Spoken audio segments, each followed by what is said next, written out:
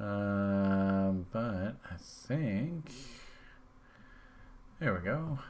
You guys tell me. Yep, there's Adam saying, "Yep, you're alive." Tefal saying, "Laughing my fucking ass off, you stupid losers." Paul sounds good on my end. All right, how you doing, Brian, Paul, and Ben? Fortunately, we don't have Ben here tonight. Little one's a little under the weather, so everybody's best wishes for speedy recovery of little ones. My apologies on getting this started. Usually I have to hit the go live button, but I just loaded the OBS ahead of time and I thought the stream would just play until I hit the go live button, but here we are. So, no, didn't say it like that. What did I say? I'm not quite sure what we're referring to there. But anyway, looks like we got everything up and running here. Oh, it looks like it's delayed a bit. Isn't that interesting? I don't know how long it's going to take to get to where we are right now. Oh, this silly interneting. It's always a pleasure. Yeah, so now it's still sitting on YouTube and Twitter and stuff, and who knows how long. I don't know. Let's see where it is. We'll turn it on. Just have some fun. Yeah, why not? Yeah, look at that. So it's about 2 or 3 minutes behind right now. That's last week. Isn't we're weird. Okay, that's last week. Fast forward. We're hired. Okay, that's last week. Fast forward. We're hired. Okay. I think that's last week. Live here now. Jeez, what a butcher job, eh? Anyway, hello everyone. Welcome to the what the hell is this? The what do we call this thing? Top 100 TRI's Top 100 Crypto Review Show. Something like that. Yeah. We've got our fun spreadsheet. I don't think we could call it Professional Future Predictors Club. It's kind of funny looking at the results of our survey last week. I think we were slightly off. So I would normally do this before I hit the go live button there on YouTube, but what the hell, we're live. So anyway, welcome back to the Frivolity, everybody. Where the hell are we? So top of the hour, 6:04. So I guess we'll take the 6 o'clock print here. Might as well change this to regular time so it doesn't get all screwy. There we are. So looks like the hour of the candle. Actually, look at that. Very quiet hourly candle there. Close 64. No, what the hell does that say? 24,631. 24,631. All right, so let's put that in there. 24,631. So that looks to me to be probably a good 10% or so higher. Let's see what the magic number is. 7.6%. Does that sound about right, Paul? I guess so, because that's better. That's better part of 23. So, and clearly that's up. What is that? That's up 1,600. 731, 1,731. Wow. Exactly like we predicted. Yeah. So in fact, here, why don't we'll be generous. We'll knock the 1 off here and just round it out. So then that way we don't look so foolish. So as Paul pointed out, last week's predictions, I think we were slightly off. And I'm sure all of you are going, I'm perfectly happy with you guys being completely wrong there. And today is the 15th. Isn't that interesting? What is it? It's the day after Valentine's Day, isn't it? Anyway. Yep. All right, so welcome back to the show. I think we got our head on straight. There's only a half a dozen people here watching or so it's not really that big of a deal. But welcome back to our TRI's Crypto Top 100 review. Probably the best way to think of us is Ben's app. This app is so cool. FYI, actually, we are talking with the Coinigy people and maybe trying to get that Bitcoin and altcoin trading talk show back up and running. So super excited about that. We'll probably make a transition over the next few weeks start working with the Coinigy people. So that should make for a fun adventure going forward. Until then, we'll keep bringing you this weekly offering But look forward to that. We're going to make a big transition here fairly shortly. It's been a while since we worked with the Coinergy people. And they reached out to us and said, hey, you know what? We should get these shows going back again. Tutorials and stuff like that. So, should be really fun to look forward to. If anything, probably a nice catalyst to mark the start of our new bull cycle, which probably should take us into the latter part of the 2025. In fact, I'm putting a document together that I'll put out for free if you're watching this later on. Still working away on it. I'm not really in a big hurry because our time horizon is into the end of 2025. So that's what this plan is all about. It's about a 36 months, roughly, 3-year in duration.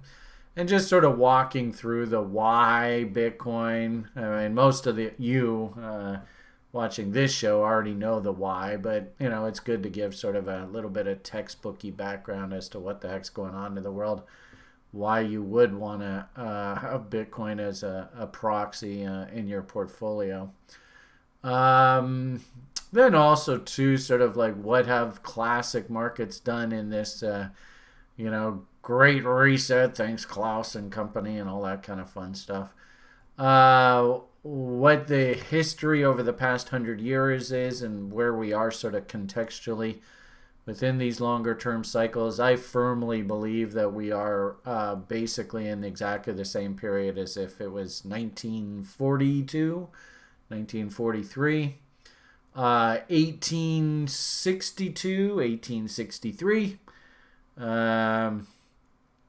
I suppose probably 1780, 82, 1783, 1702, 1703, etc., etc., etc. But once every 80 years, these damn banksters pull this crap on us, and we all have to go through Klaus's Great Reset. It seems to be a theme of our human existence. But point being that I think actually, believe it or not, it's just basically business as usual. And if you weren't involved in the Bitcoin and crypto story, probably you wouldn't even really understand these cycles, and specifically with regard to altcoins and making money to be able to buy Lambos and stuff with the insane price movements that these venture cap assets enjoy.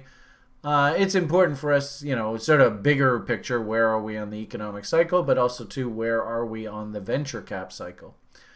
And I believe that 2023 is one of these basing years. In fact, we could probably even, and this is a living document.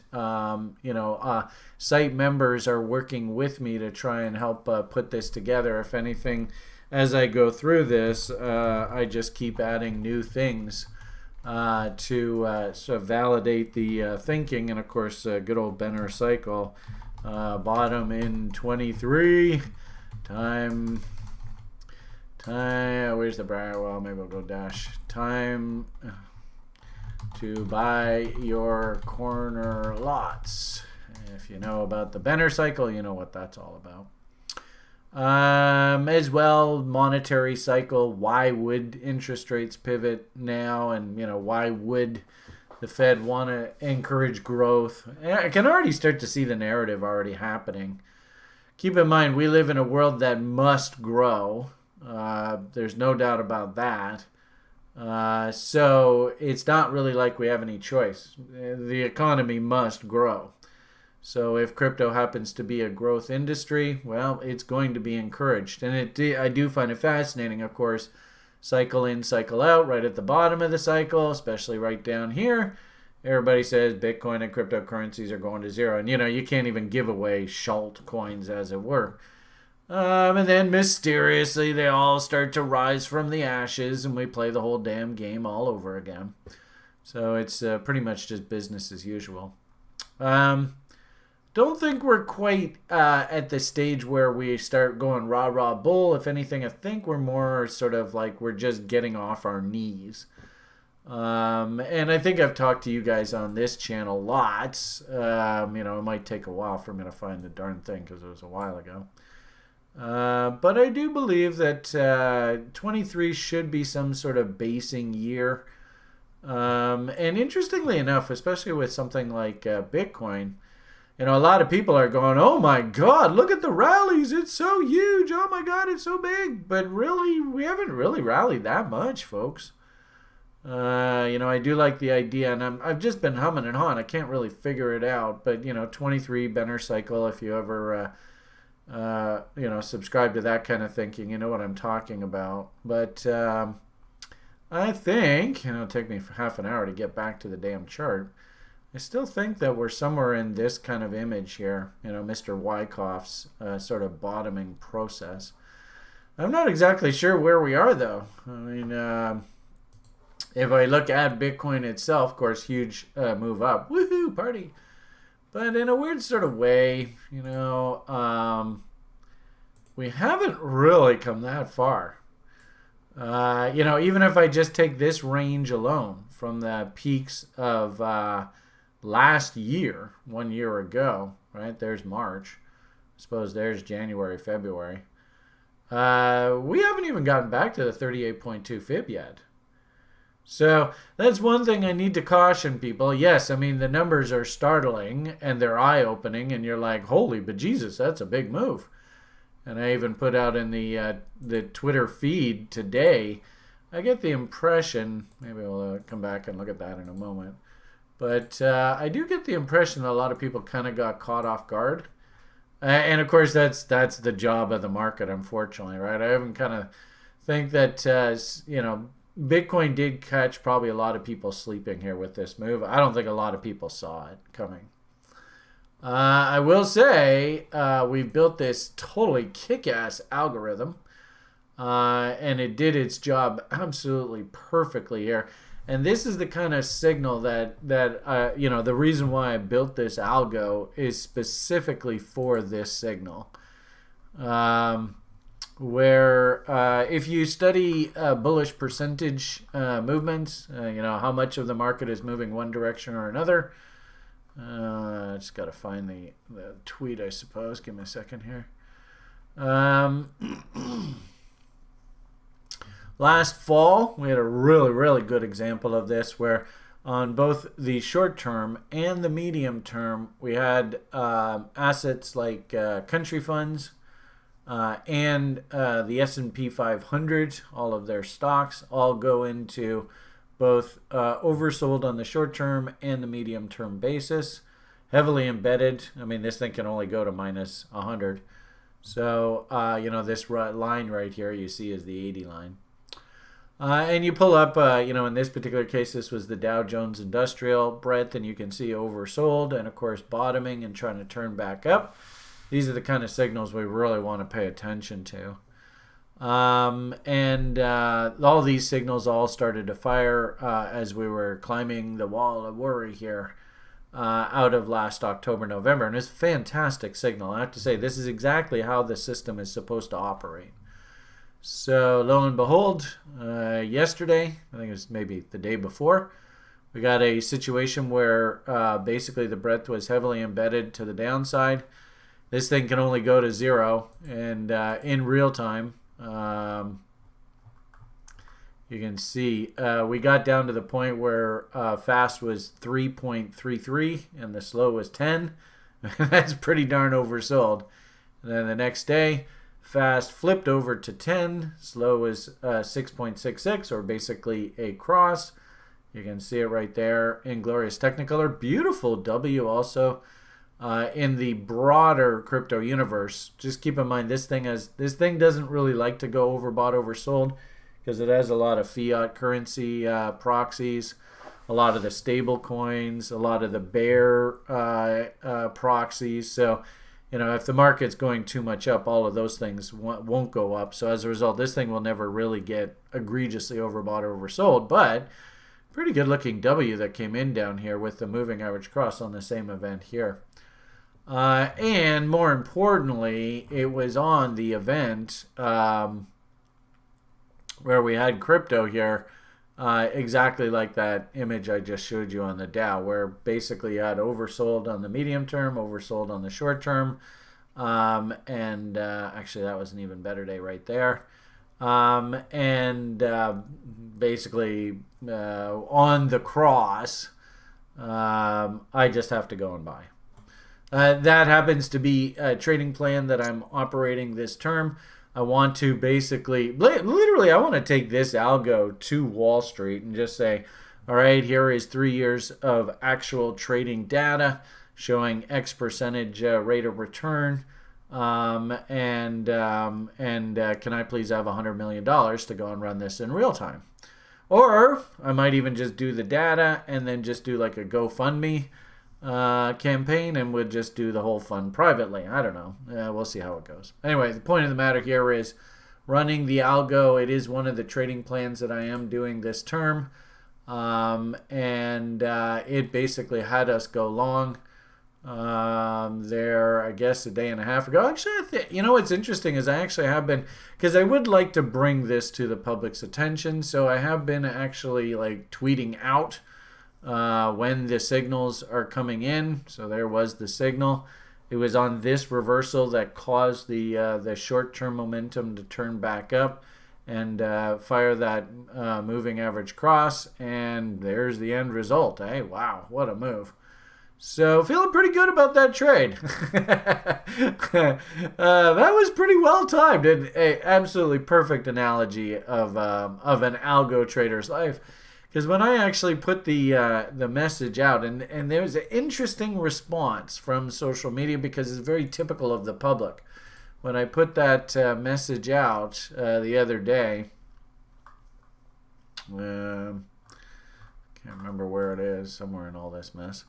I just simply said, look at the algo's fired. I have no choice. This is the plan. I just said no opinion with this particular plan. Let's see what happens. Had noted there was the buy signal. There was the moving average cross.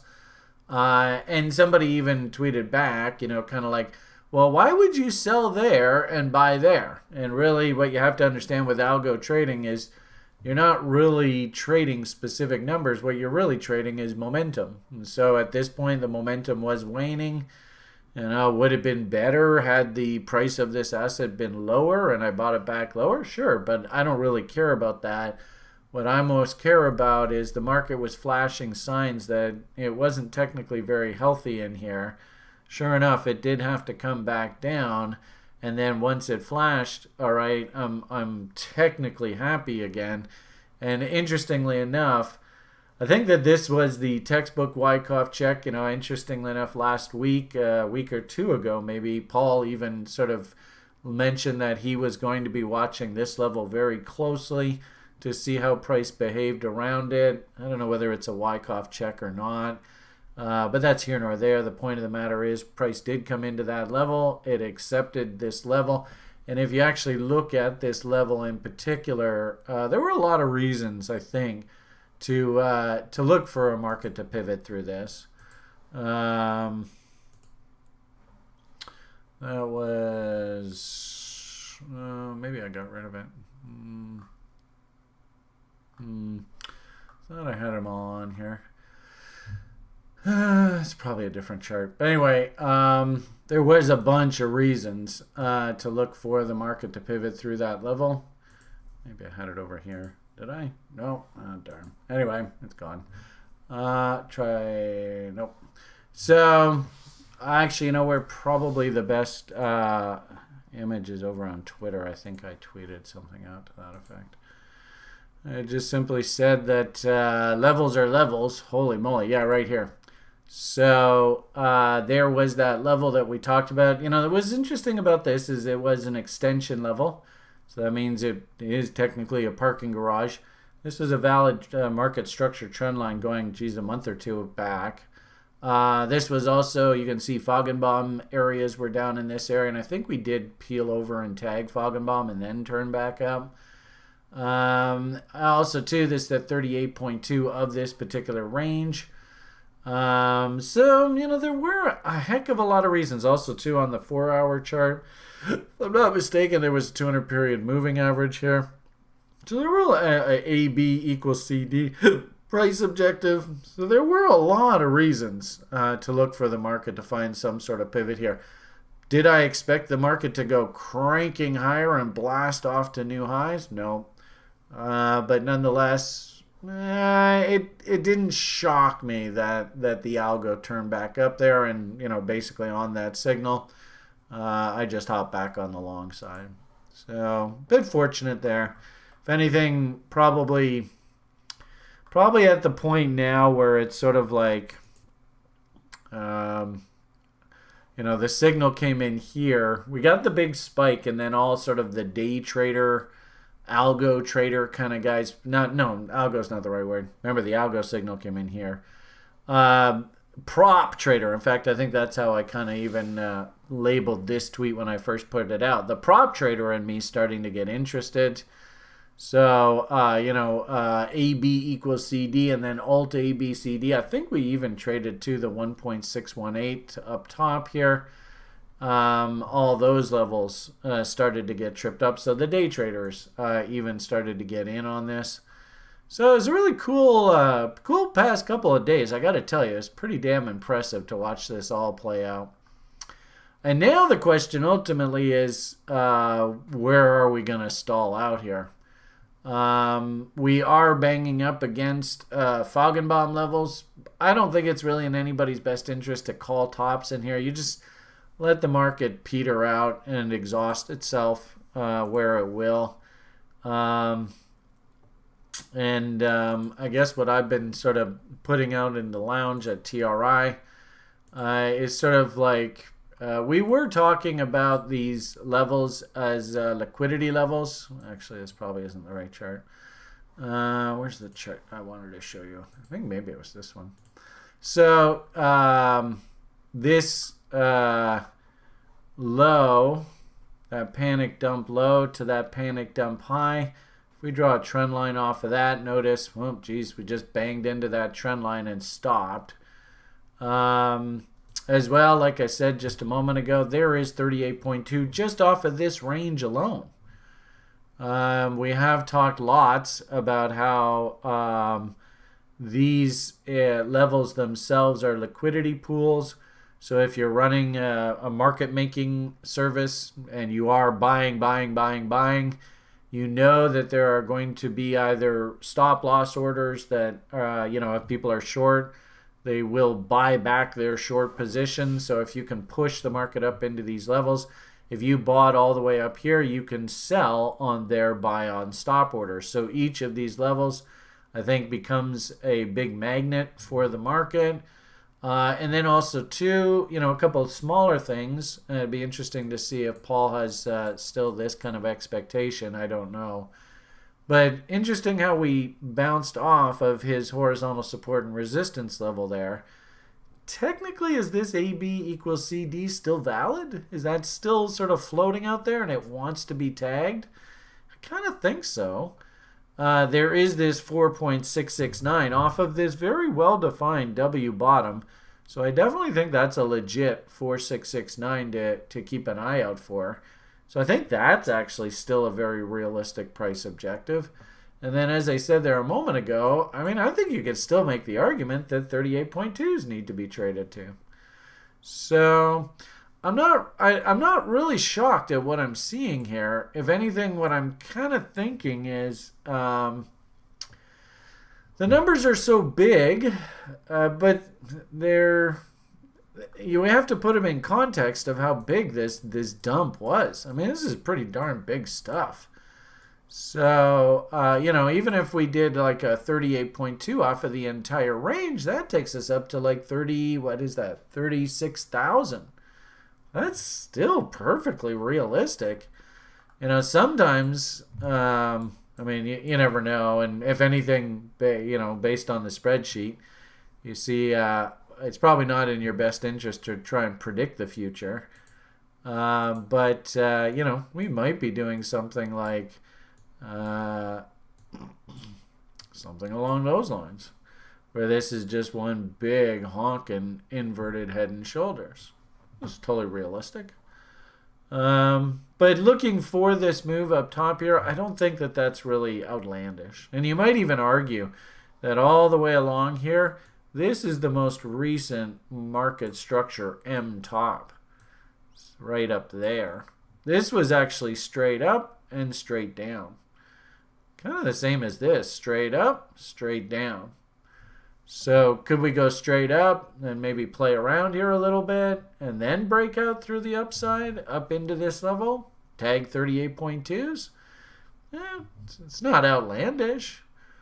So I'm not shocked at what I'm seeing here. I know, obviously, I think probably me being shocked is I can't believe the algo just absolutely pinpointed that entry there the other day, and we've just literally been going straight up since we pulled the trigger. And I was sitting here going, gee whiz, I gotta go long in the face of this with this funny little algorithm that we built? This is where I have to buy? Sure enough, I just totally nailed it. So I was pretty darn impressed. In fact, I even put in the TRI room, I don't think we could have programmed an algo to be a better entry than that. That was just absolutely beautiful. So anyway, there's sort of my update. The only other thing I'll mention before we bring Paul in to hear what's on his mind. Have you gone for a smoke, Mr. Paul? Are you back from your smoke? No, I'm here. All right. Paul sometimes has a smoke while I'm going through my rant. I'll just wind this up relatively quickly with just a quick mention about a couple altcoins that have been flying. Still not, I'm never a fan of chasing. So you're never going to hear me say, oh yeah, you want to go and buy a coin that's making new highs? Sure. Or buy Bitcoin up here. I'm not that type of person. And I'll probably never endorse that. If anything, people doing the hard work over the past couple months and identifying the breakouts and, stepping up and forcing themselves to buy the weekly breakouts as these things pop higher, well, you're getting paid for your efforts. Just wondering if there's a good example here to show you. One of the names that TRI Principal was really excited about is Rend. Holy moly, what an incredible setup that was.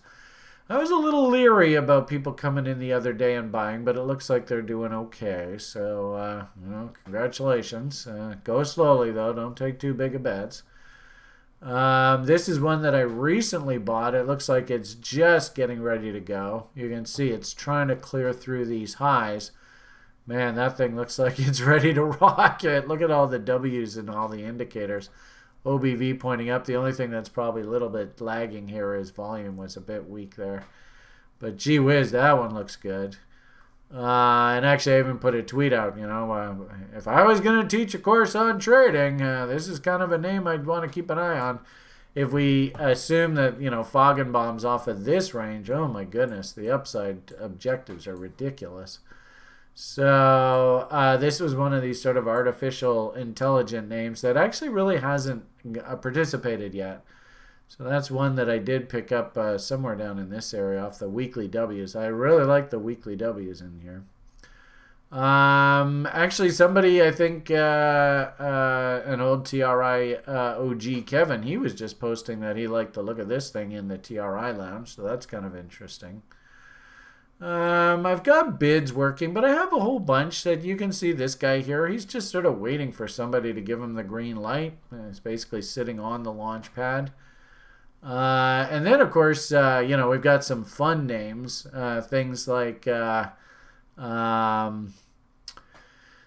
got a couple characters. One character on the site is named Zoogie Sticks, and he loves this name. And, of course, it's been flying here. I think that's like a triple off of the bottom, or maybe a little bit more than a double.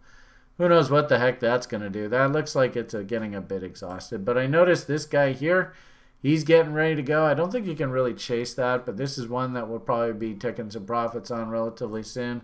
And then there's this one. I don't even like saying this thing's name, but, I suppose in this generation, they love this kind of talk. But, wow, look at that chart. I mean, it's just so pretty. So, I don't know what's going to happen, but if you saw, no guarantees from the management. I'm long, but you can see the market's already overbought. If this thing goes exploding higher, great. I'll be selling on the rally, but I don't think I would buy there. But there's just so many that look like this that are just getting ready to pop. So my hunch is a lot of names that we'd look at tonight I've probably already moved up quite a bit off of the lows. I don't know whether we can chase, but by all means, I'm all ears. If you can show me a symbol that has a new weekly W working and relative sideways action, I'd be more than happy to buy. The market's caught a bid here.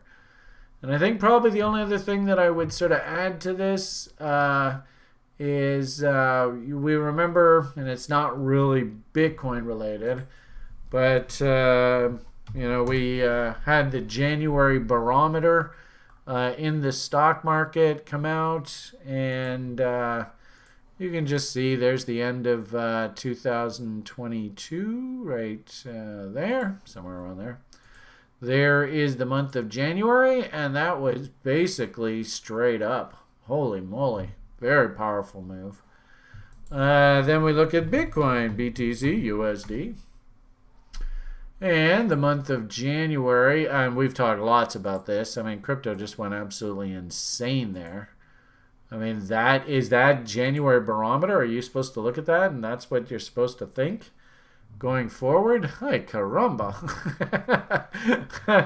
I mean, you never know what the hell's going to happen in this game. This is why it's probably not healthy for anybody to get into the prediction business per se. But I'll tell you, man, that's basically one directional. And you might even argue, just looking at something like the Bitcoin weekly chart, Bitcoin could, we could still almost double from here. Where's the old highs? There's the old high up there at 69 G's. Holy moly. But 50% level, where is that? That's 42,000.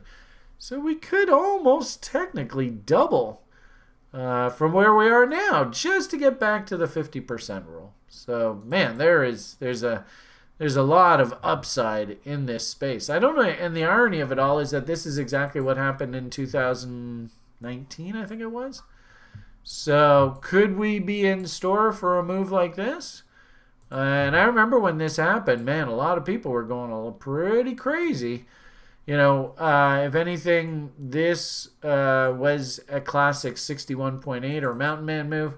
If anything, if we see this, I would expect Paul to maybe take a shot at shorting that 61.8. But you can see the market just basically went straight up into that event window. So is that what we have in store for us? I don't know. I think probably the best thing for you to do, and this is the one reason why I really like this algorithm, is just try and be on the right side of the market. I don't know what the hell I did with the algo thing here. Is it over here? I got the wrong window. Well, anyway, it's one of the. Was that it there? Anyway, one of these I'll pull it up after I hand the reins over to Paul. But one of the reasons why I kind of like the algo trading, I guess maybe I'll just show it to you back on the Twitter page. It's the easiest place to show it to you. Is I don't really have to think. Just basically when the algo flips back bullish, you could hunt long setups, whatever you want to call it, take the trade itself. As I showed you off the lower time frame, there was actually a pretty nice little consolidation that you could got in off of, and just followed the chalk marks. So we're back into the bull mode until this thing decides to roll back over. And if we look at the breadth right now, this is just getting started. That's not going to finish. My hunch is this probably goes on for another maybe a couple weeks, because I've noticed that these signals seem to oscillate back and forth about once a month, once every 6 weeks or so. So if this is a pivot, then what this is saying is this probably goes on until the middle to the end of March. And quite often, actually, right around Easter weekend, we usually have a bit of a pivot in crypto. So Strap on your seatbelts, folks. This might be one hell of a wild ride here ahead of us. So there's a report, eh? Wow. And as people are posting there are a bunch of cryptos. If anything, what I've often told people is you don't, and on the website in the daily briefs, you don't see this kind of report where it's all fives and sixes on this. In fact, like I was talking with the community today, you go and look at something like the country funds. There's only one country fund that's even got a five. Everything else is threes and fours. You go into the sectors. I happen to have bought the communication services sector, and the irony of it all is that this is moving up on Facebook rallying and all that kind of stuff. But most of the sectors are meh. Stock market, interesting, tech stock, Salesforce.com fitting out fives, and then there's a couple of interesting specialty case scenarios. But most of the Dow stocks, meh, nothing really to get excited. I don't see any sixes here at all, few fives. So the fact that crypto itself is spitting out so many sixes here, and we do still have quite a few fives on the table, means that, gee whiz, this market, pay attention. I would take a screenshot of this because, when we were up at the top of the market a year or so ago, these were all like ones and twos, and Brian's pulling his hair out going, don't touch this stuff. What are you doing? Are you crazy? But anyway, it is what it is. So where are all the shillers? Ironically enough, the shillers that you should be shilling you cryptocurrencies and you're going to get rich, they should be out there now. But I don't see any of them out there. So what an interesting tell, eh? And I think that's probably an excellent note to leave off on. Nobody else is really that interested. That Beamish guy's pulling his hair out, jumping up and down. Makes perfect sense. All right, on that note, Paul, are you with me here, sir? Yep. Hey, there he is. So let's maybe pop on over to Paul's world and get his take on what he sees going on in the market. And then Ben, unfortunately, little one is ill. So best wishes, family, get well. Everybody in Ben's world. So it'll just be Paul and I tonight. So after Paul's report, if we want to jump into names you'd like for us to look at and give us your 2 cents, we'll do that. And then we'll send you good people on your way. So let's make sure that we are screen sharing the right screen. Where are you? All right. Yeah, actually, it looks like that's the right screen. I will maximize the window here if I can remember how to do that. Hey, there we go. I can put my funny looking mug away. And Paul, you've got the wheel. Yeah. So let's start with the newsletter. I did this newsletter, I don't know, a couple of hours ago before the last pump. So let's just see what we have now. So on the front, I have the weekly crypto review. It's a weekly video we do on Sunday. On a long time frame, 12 months, we are still in the long reload zone. So nothing, I didn't even change the image until we'll go above 25, 26K. We are still in the long reload zone. I'm still okay with looking to accumulate Bitcoin and for a dollar cost averaging strategy. On weekly chart, you can see the Bitcoin is just trying to push higher, at least to touch 25.2. That's my level. I'm paying attention to that level. I just want to see what happens in that if we'll hit that level. I want to see what will happen on I don't know, maybe 4-hour chart, maybe even lower. If we'll only take liquidity and then reject and go back down, okay, I could think to short that level. I'll hunt for an M, or maybe on 4-hour chart, maybe a 3-bar fractal. But on weekly chart, we have the W, the other side of the trend line. I'm still thinking this could be a resistance level. Maybe we'll take some liquidity from that point and we'll go down. If we'll close on daily chart or even higher, we'll close above 25K, then yeah, we can go higher. But let's I learned from Brian, take it level by level, and I'll just play my setups level by level. It's more profitable to play a range game than to play the trend game. Yeah, the trend it's okay, but it's not so. The market is ranging 30% of the time. It's trending 30% of the time. I have a range 70 to 80% of the time. So it's better for me to I prefer to trade the range game. It's more profitable, at least for me. So level by level, let's see what happens at 25.2. On the daily chart, you can see where now we are in the short reload zone. We had this level when I did the newsletter. Now we are just touching the highs from the last bounce. Same idea. I see I don't see bearish divergence in indicators. Actually, I saw something really nice on this move down. I told you 2 weeks ago or 3 weeks ago, I don't know exactly. Pay attention to this level. If the market wants to close below this level, okay, I could think lower. If the market will bounce from this level, then we can go back to test the highs. So now we are testing the highs. On this move down and the last move down, you can see bullish divergence in RSI. Yeah. So I like that. Really nice and clean one. Put a nice W exactly in the area where I want a W from RSI. And that started the last move up. Same idea on daily chart like on weekly chart. Let's see what happens when if we'll hit the 25, 25.5, something like that. So on 4-hour chart, I need to go on actual chart to see exactly what we have now. But you can see, same idea. I was expecting, I had a bid 21.4. I got a small fill on this level. I was waiting lower to get more fills to hunt along. My area to sell the position if it goes against me was 20k.4. Yeah, so $1,000 difference. I only got a nice fill on this level and then straight back up.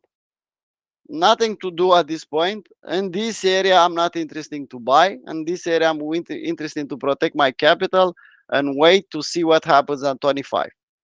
If I'll see close to 25k, the market is putting some, will put some bearish divergence, and maybe I'll get an M. Yeah, I could try a short. Now, I don't have enough reasons to try a short. Only to hit blindly the level, like you see on this image, 61.8, without any divergence. I don't want to do that. So I need more reason to, even for 61.8, even for 78.6. I need more reason to play a shark setup. When I see a market strong like this, I don't want to put in front of it.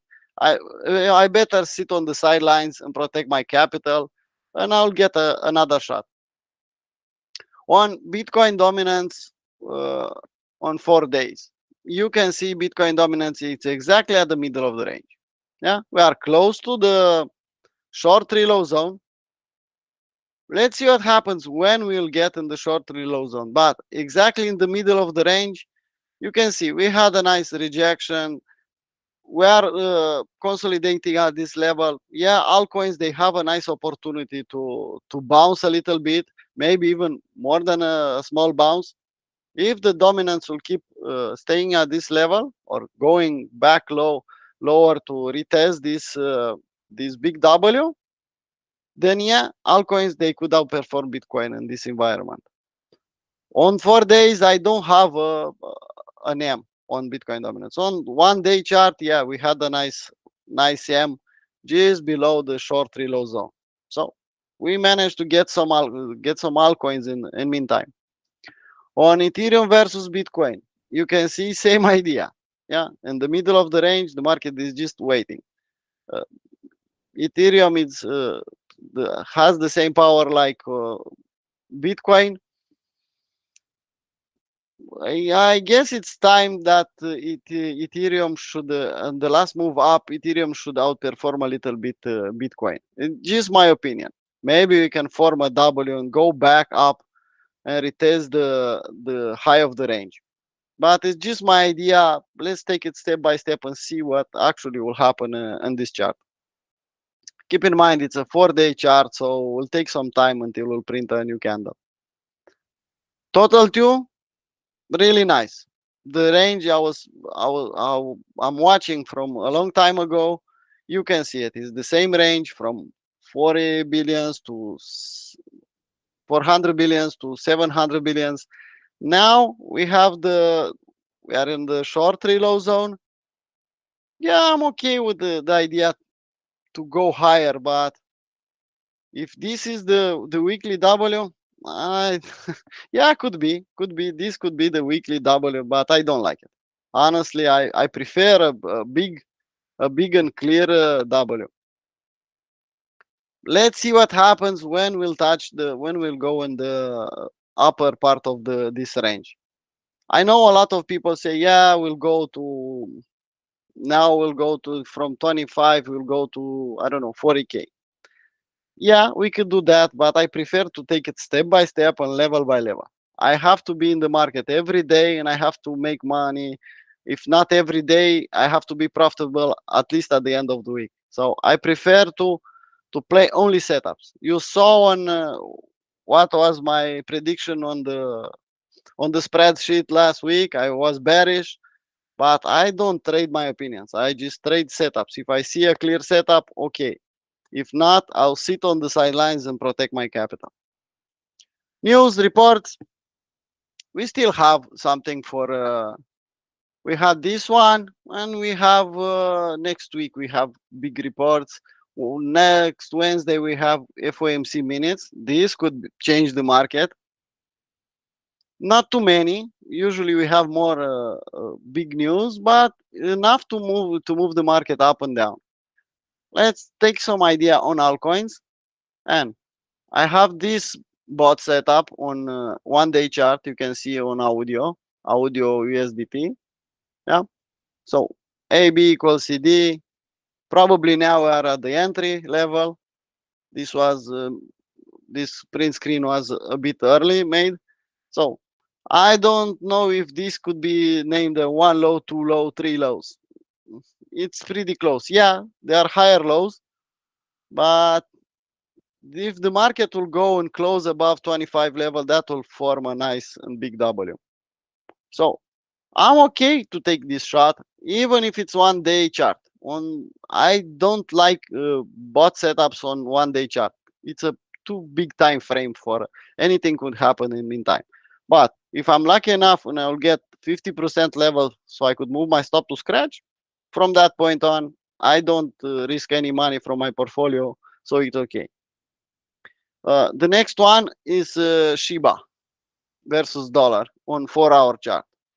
Same idea, same bot setup. I was hunting in the morning for me. I was hunting in the London session. Maybe I could front run the bot with a nice ALJ. I didn't get the chance to get a nice W. But you can see one low. Let's say this is the second one. But I saw too many bots running to the upside to only 2 lows. Yeah, I prefer to see 3 lows.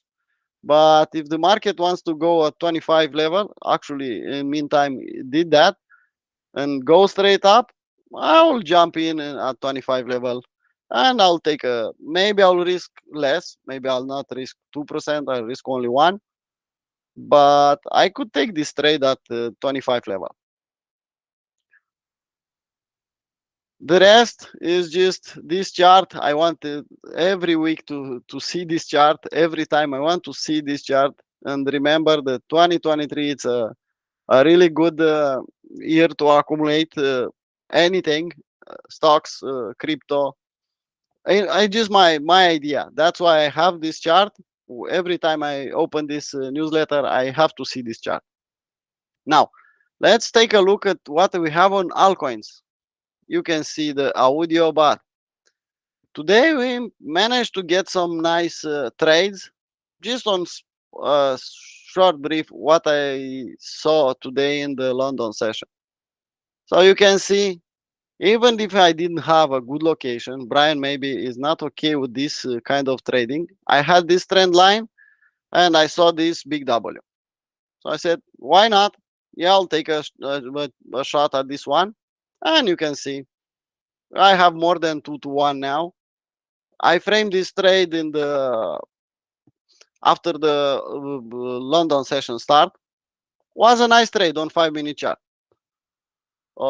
This one is too high, nothing I could do on this one. Then I was trying to hunt even lower from, I actually closed most of the position. I was hunting at below $10. You can see on lower time frames what I started to hunt with Shiba, and Shiba now you can see it's exactly retesting the 25 level. Yeah, so if you want to enter, I will enter half of the position here, and if I will get another low, I will add the rest. I will see, step by step. On the lower time frames now, to hunt something, or even on this time frame to hunt something with on altcoins, it's a bit too difficult for me. So my solution to this problem is to go on 5 minute chart, and for every member of community I said the same thing, and just put my indicators, and you can see. Yeah, if I'll take any altcoins, let's take it by volume. Yeah, let's put the big ones with big volume. You can see with this indicator I could hunt really nice. The green big thick line, it's the stop loss. I'll just put the stop loss below, and the smaller one is just my entry. Yeah, you can see entry long, entry long, entry long. Look at the move. SHIB, same idea. Spell. That's the only way I could play this market on lower time frame, to just ride the micro trends up. I don't have another solution. Everything looks happy. I cannot chase with other method than with Holy Grail. It's just a simple indicator. It's nothing overcomplicated. The most important thing is the execution. If you have an entry at this level, let's say I saw the market at this level, I want to enter long. Okay, I enter here. If the market will touch below this thick line, then I'll get out from the trade without any question. A lot of people, they cannot use such indicator because they'll hope, no, the market will close back above this level. No, if the market will touch my level, I'm out, and next bus. But this is short-term trading is not something we should talk about in weekly time frame. So at the end, because Brian will remind me this one, treat trading like a business, and the market will treat you like a king. So I don't want Brian to remember me again. Hey, it's a great tagline. I mean, I don't know why you don't embrace it. You fucking A, man. Yeah. You should have that it's stitched on your underwear. No. Tell you what, I'll buy you a pair of boxers with maple leafs on them, so you know they're from Canada, and we'll put that on the label. Paul's underwear. Anyway. Yeah, I mean, like hell. I guess the question at the and really, folks, Paul did give you the secret to trading there. I don't know whether you heard it or not. 8 years ago, I came to this space, coming from a prop firm where you don't really have any choice. Paul, I don't know whether he's in love with the guy or whether he just respects him as another trader. But I came from the world of those Anton Kroll guys, and they're jerks, right? They're just absolute jerks, in my opinion. But, they're professional traders. And, the number one thing, and I heard Paul say this, and I don't know whether you can do it. If you can't do it, just admit it that you can't do it, and you're going to save yourself a lot of heartache. But if you do want to sort of dabble on lower time frames and quote-unquote trade setups, well, you just have to clearly identify where you believe that if the market trades to that level, you are proven wrong. and you have to have the, in previous centuries, they would say you'd have to have the balls or the manliness or the kahunas to step up and admit that you were wrong and get the fuck out. I don't know what the hell we're supposed to say in this woke world. But the point of the matter here is Paul did give you the secret there to winning at this game. And ironically enough, it actually has less to do with squiggly lines. And technical analysis is a lot of fun. And, drawing the squiggly lines is great. But at the end of the day, most important thing is that gray matter between your ears. Can you actually do what you say you're going to do? I don't know. And unfortunately, nobody can answer that. What I have seen working with Paul, which makes me very proud of him, is he's one of the few people in this world that can actually do exactly what he said he's going to do. And that's why he is as successful at this game as he is. So congratulations to you, sir. I guess, are you having fun in the market? Yeah, if you look at my screen, you'll see how much fun I have. Well, just bought on 5 minutes. What's so funny is I used to know guys who used to make tons of money in the marketplace, but they were just bitter, angry, ugly people. Why? It's money. Just the fact that you're making money, that doesn't mean you're necessarily having fun. But I would say that for longevity, try and have fun at this. The worst thing we can, I don't know what we can happen in the market, to lose money. If I know I could make the money back, what's the problem? No problem whatsoever. So anyway, my question was, are you having fun at this? And I hope you are. Yeah, so I really have. You've got a skill set under your belt. So now, if anything, it should be just fun to go and, what's the word I'm looking for? You've got a skill and you are now an artisan and you're just going out and having fun practicing your skill. So, anyway. Yep. All right, that was a cool report. Diverse, and it does sound to me like you are a bit active in the market, so that's good. Having fun trading your setups, and away you go. And really, at the end of the day, folks, there isn't really a right or wrong way to do this. The most important thing is we just got to figure out what works for you. Some people are fundamentalists. I've quizzed Paul on his fundamentals of these various names in the past. I don't know. I think Paul's a technician. No, fundamentals, they are too slow. Okay. They work for an investor, but not for me. On 5-minute chart, nothing fundamental could help me. And that's only the point. I use fundamentals. No, I don't know if they are fundamentals. I use fundamentals for pump and dumps.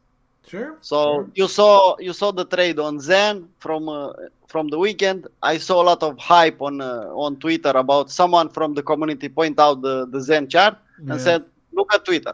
When I looked at Twitter, everyone was speaking about Zen, ZK narrative.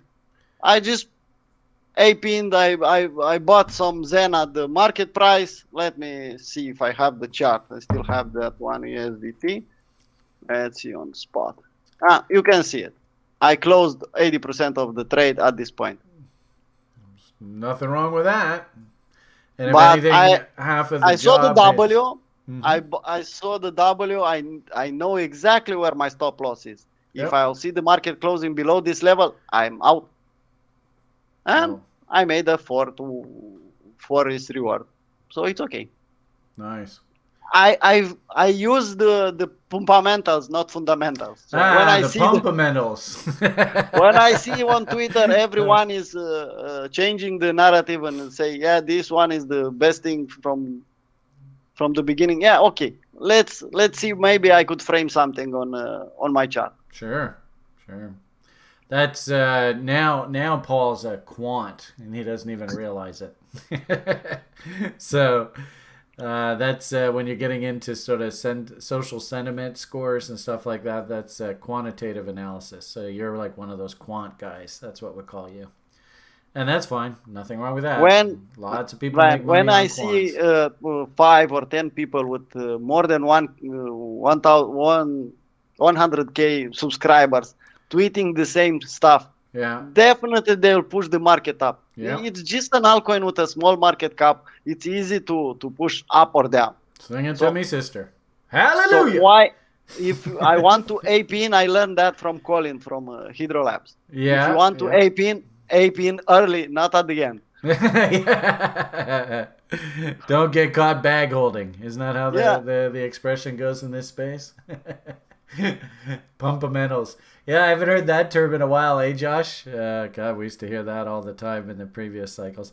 So if anything, that's the interesting thing is if you've never heard that term before, write it down somewhere. When this market goes into crazy ass ape in mode and all the kids are magic internet money and Do Kwon walks on water and all that bullshit, you're going to be hearing that term a lot. So if anything, we've had a year to wash all those old vernacular out, but they're going to start coming back again. You can see the bot on 4-hour chart on audio is not complete yet. Yeah, it's just humming along here. If anything, Yeah. draw a nice little trend line off of that original market structure. You were looking at one earlier, and I was saying, oh yeah, just draw your trend line, and then once you get the W on the other side of the trend line, you're good to go. So I can't remember which one it was that you were looking at earlier, but I anyway. had audio, another one. Let me see. It's 6 1. I mean, the whole damn market is lifting right now. Like I On said, Shiba? yeah, that Probably Shiba. Shiba. Yeah, I think that was it. Shiba Inu. And it's funny is we've got that one in our list, but I can't figure out where the hell, why it's in there. What's the market cap on this thing? I mean, is it It's ridiculously big enough. high? Look at this. Look at the. I'll put the volume, and you'll see how big it is. Oh, It's the is second it, one on the Binance altcoins on Perpetual is the second one. Is it really? So what Yeah. is it with it? Yeah, okay, there you go. So there's your trend line. So just, give me some sort of market structure on the other side of that trend line. We're good to go. I was So hunting this on this trend line for a nice W. I even said you just yesterday. gotta be patient, dude. Yeah. But I mean, no offense, like the buy on Shiba Inu, as far as I'm concerned, was down there at about This one. 900 sats or something like that. I mean, it was This actually W. a really pretty sort of reload zone, bottom of the reload zone test. That is what is that? That's the BUSDT perp. What am I looking at? I'm looking at SHIB I guess are these different things? I know they look somewhat the same. Oh, you're on a 4-hour chart. I'm looking at the daily chart. So if you see the daily chart, you see it's. Notice how that low that we put in there, and I seem to remember us talking about this at the end of the year. We talked about exactly in this deep. Yeah, I like that bot idea. That's not bad. You just and I think in your report you even said, give me some sort of structure, some sort of pullback, some sort of W, anything to get long off of this. What is that? 1.3 cents, 1.35, somewhere in there. Yeah, something like that.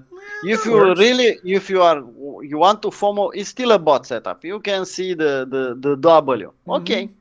Mm-hmm. Buy half of the position at this level. If the market will give you the third higher low, buy the second half, but get out if you lost this level. Right. You might even want to on this one drill down to like a 15-minute chart. And then just simply, give me a big fat W in the indicators and away we go. So pull up your indicators. Let's see what they look like. Not yet. Yeah, exactly. Not yet. That's a good way of putting it. But what's interesting is that W down at the bottom. Do a Foggenbaum off of that W, and probably, we're probably at the 2.618 right now. Probably. That high back but to if Bitcoin that low, will keep pushing higher, this one will go higher with Bitcoin. Let's see. So is this thing trading off of it's above the confirmed above the 2.618. Yeah, so it's maybe it wants to. Where's 4669? Yeah, way up there. Yeah. And the next one. All right. So if you got a major hard on to get in on this thing, then hit your circle-y button. And start drawing bot levels off of just this smaller range. And you notice that it looks like there's a little bit of a consolidation that's happening just now. Yeah, like I might even do the bottom of your bot range off of that recent consolidation low. This one? Well, maybe do basically that range. And if you have a 33, then you can kind of sneak in off a lower time frame chart, and if you're lucky, this thing just swishes its way higher, and you don't get any pullback on the subsequent breakout. Yeah, and you can get a bigger position size. Yeah. If you are hunting on smaller time frames. But if anything, this chart right here just clearly illustrates you're not coming in at the bottom on this thing. No doubt about it. You are playing a trend continuation move here, anticipating that we're moving higher. Probably not a good beginner kind of move. Nope. This is definitely, Paul, how long have you been trading now, like in earnest? At least a good couple of years, eh? Yep. I'm trading from 2019, but 2020, let's say. Okay. So the point being that, especially if you're hanging out with Paul and his community, and you're brand new, be careful. And as Paul said, if you are hunting that W, the bot set up there, and we break those lows, don't fall in love. Because, like I said, the bottom really on this thing's around 750 or so, maybe even like 700 or so. So that you could easily see half your capital disappear here. So be careful here, folks, please. That's why for the general public, or even for my community members, for the general ones, I know they don't have enough experience, so I prefer to give them 4-hour charts, 1-day charts, because even if they fall in love with this one, they have a smaller position size if they are trading on 4-hour, 1-day chart. So if the market will go back down, let's say he reached 1%, he will have 2.5 if the market goes back to the bottom. But if I'll give him 5-minute chart and he doesn't know what he's doing, with a big position, one trade could destroy his account. Yep. So one thing that worries me about that SHIB, if you go out to the daily chart, this thing actually has a ton of confirmed bearish momentum divergences all over the place. And actually, Julian was just pointing out that there's somebody on Twitter. But has something else. Has a nice OBV. Well, just let me finish this thought here. If you go back to your SHIB and the daily chart, if you show the momentum indicators, this is actually a pretty good lesson, right? Hopefully everybody looks at this and goes, okay, I see the bearish momentum divergences. So the writing's on the wall, right? And Julian posted in the lounge here, the stock market is showing extreme signs of greed. It's only the 6th time it's happened in history. 5 out of the 6 signals mark significant market tops. So considering that we are having the market rally into a very significant liquidity pool window on Bitcoin, usually what ends up happening is the altcoins move up, and then after a while, Bitcoin gets all pissed off. And it's like, hey, I'm driving the bus here. What's your Bitcoin dominance look like? Is dominance? I'd be curious to see what your dominance. Did you mention your dominance in your report? I forgot. I didn't hear that. Yeah, I did.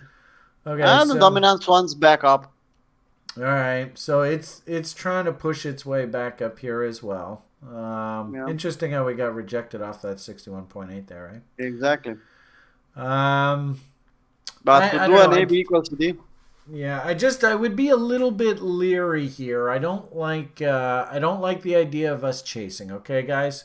So, I see you've given us a bunch of names. We should probably go and look at these various stories. But my hunch is a lot of them are going to be like, well, if you really want to participate here, you're going to have to be trading like trend continuation, lower time frame trades. And, of course, that's it's a bit more advanced stuff. No, Joshua, we do not want to ape in. Now, I think you're asking for trouble if you do that. But, okay, so with all that said, do you want me to chart? Would you like to be looking at a few things, or do you want to continue charting? It's up to me. I want to smoke a cigarette and I'll be back. There he goes. All right, so excellent report, Paul. Thank you very much for the offering. Appreciate it. think good value for our viewers. I will get out of the max screen, although I never know how to do this exactly. We'll hit that button there. I'll just close my And presentation. whoa, how am I going to do this? Okay, so you've stopped screen sharing, then I'll pop on over to my screen, and we will screen share over here. Resume presenting? Maybe that'll work. Hey, there we go. Yay. So, this Shiba, this is what and every technician, their chart's going to look slightly different. There was that buy off that 88.6, which I think was just absolutely killer level. Coming in on the buy side up tip here, I can understand, there is Paul's W. Candle body lows for trade location. Maybe, think about trying to sneak in off of that level there if you are going long. But, this big pop up here, do you want to try and play that off of lower time frames to sneak your way in on a trend continuation move up top? It's cool. I mean, traders got to trade. Do you have self-discipline? Do you have all the kahunas to hop off a trade if it's not going your way? Can you act responsibly? I can't answer those questions for you. What I would just simply say is new people coming in up top here, we actually have a rule at TRI, and actually Josh here, so he often reminds people. I think he really liked this meme when we first, when he first came on this site. It really resonated with him.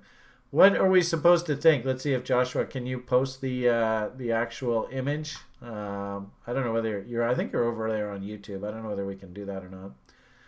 I don't think he can post an image on YouTube in the comment section. Anyway, actually, we might even have it in the library if I'm not mistaken. I love this library. This library is so much fun. We got all our fun images here. Do I have Cool Your Jets? I don't know. I can never remember if I have it in here or not. Oh, God, it could be in here. Might be in here, might not. I don't know. But anyway, we often like to post this image.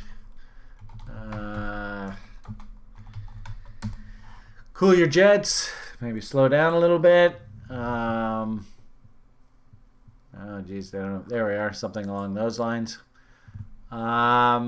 Whenever we see a confirmed bearish momentum divergence like this, you're often best to cool your jets. Just play it easy. I mean, there's always going to be a bull. Maybe not today. Maybe you have to just let things settle down a little bit. But when I see this kind of message screaming at me, that to me, to Brian, says, look, I've made this mistake too many times in the past. I'm just going to let this thing settle down, and I'll come back when I start seeing W's form on these momentum indicators. So just be forewarned, okay, everybody? We are getting a little bit nosebleedy up top here. But nonetheless, if you can manage your behavior, you can sneak in, and, if you're going to risk against these lows and we fail, well, then you just got to admit that you were wrong and get the hell out. All right, so let's go through some of the names that you requested. I'll do this on my own. Then when Paul comes back, he can add in his 2 cents. We'll just start up at the top. Let's see. Stock market closed on Monday for President's Day. Geez, we got another bloody holiday. So, yeah, we're live. We screwed up the start of it. Thank you, Big House. All right. Hello, BP Shotgun. What the hell are you doing? I think dollar menu.eth.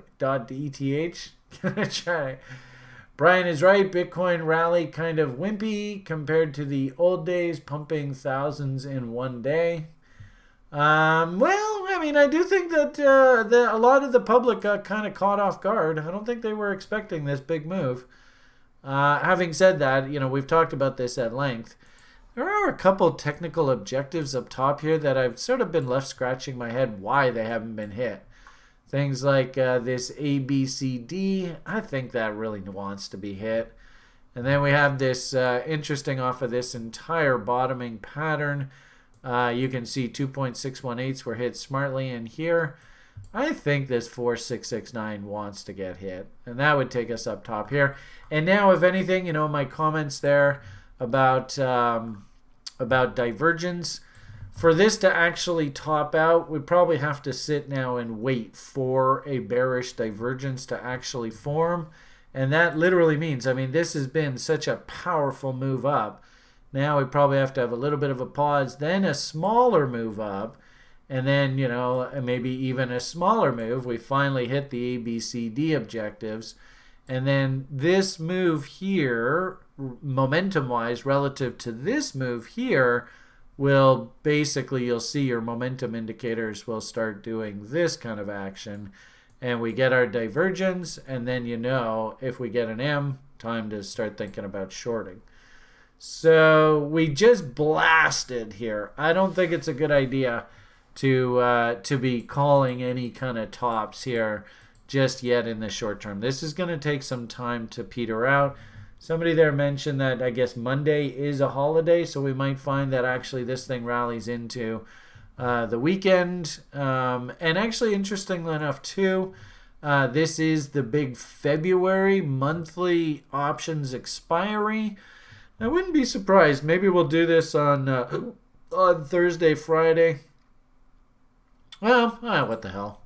I mean, since I'm here by myself right now, we could probably just see where do the options boys want this thing to go out. Now that we're into, this aren't the weekly contract, this is the monthly contract. It's a little bit more open interest. It's always a question of what the hell the damn symbols say these things are here. So Bitcoin, there's the futures. What I want is like stock market proxies. What's the Bitcoin ETF? Isn't it? It's like BITO or something like that, isn't it? What the hell's the name of that damn thing? BITO. Yeah, look at that. I was right. So I'd be curious. Let's go take a look. Interesting, that chart, right? Because keep in mind, a lot of people in the stock market are playing this stuff. So where would they like this thing to go out? Notice there's a huge hole on this chart. Look at the size of that hole. Oh, that's what he said. You can see even on the profile. Look how the profile's got all of these sort of potholes. Look, there's a huge hole right here as well.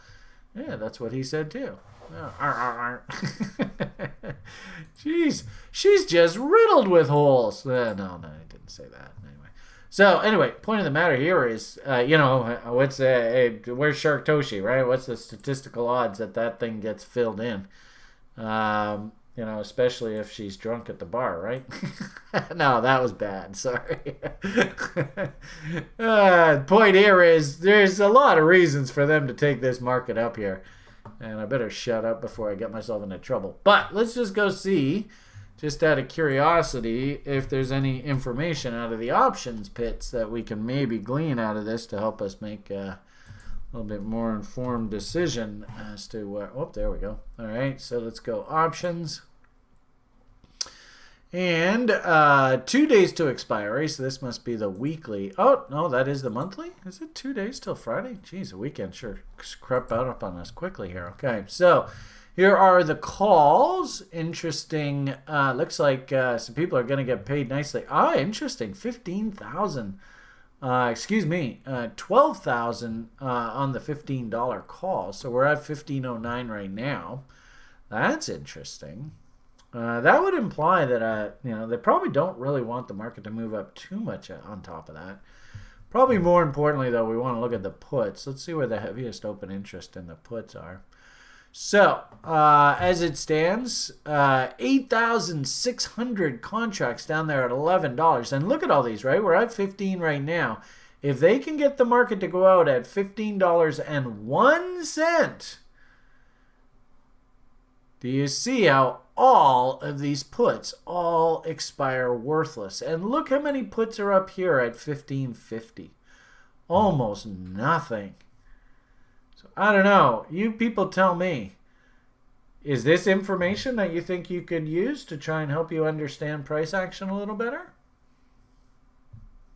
I mean, this is half of the reason why I do these shows. Have you ever heard anybody ever talk to you people about things like open interest on the put options to understand where institutions are motivated to take price out? I mean, I can tell you unequivocally, I've never, ever, ever seen anybody in the market talk about put open interest to figure out where the hell the institutional players are motivated. But damn, I mean, people, I mean, that's the shit right there. Oh, I didn't see a single response there on YouTube, so maybe I'm just talking to myself here.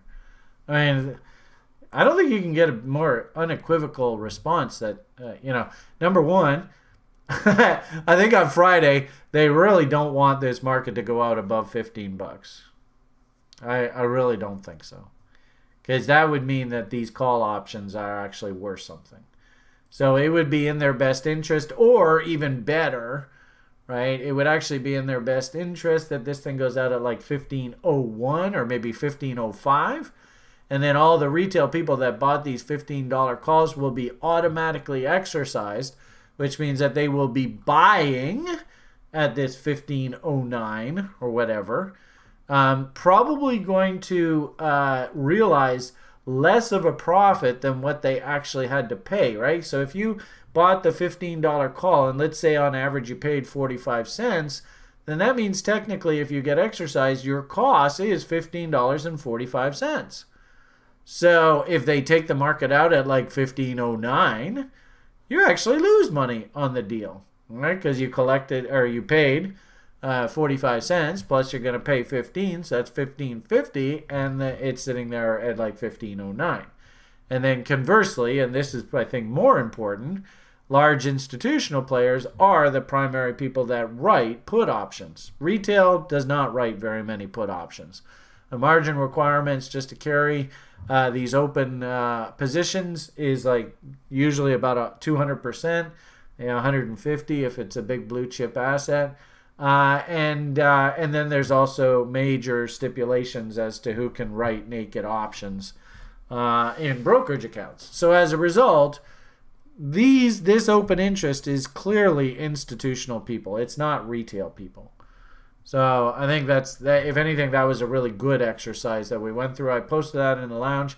Somebody remind me, maybe Joshua, you could, on Friday, let's come back and circle around and see how these guys did heading into that expiry. Because I think Wall Street is trying to hit a massive home run here on this asset. And ironically enough, even though the gaps would actually suggest that, we probably do want to work our way higher and fill in these gaps, I think Wall Street actually would be perfectly happy if this thing just went out exactly where it is right now on Friday afternoon. So anyway, we'll see. Somebody, like I said, somebody remind me. Actually, you can see we have an old one here.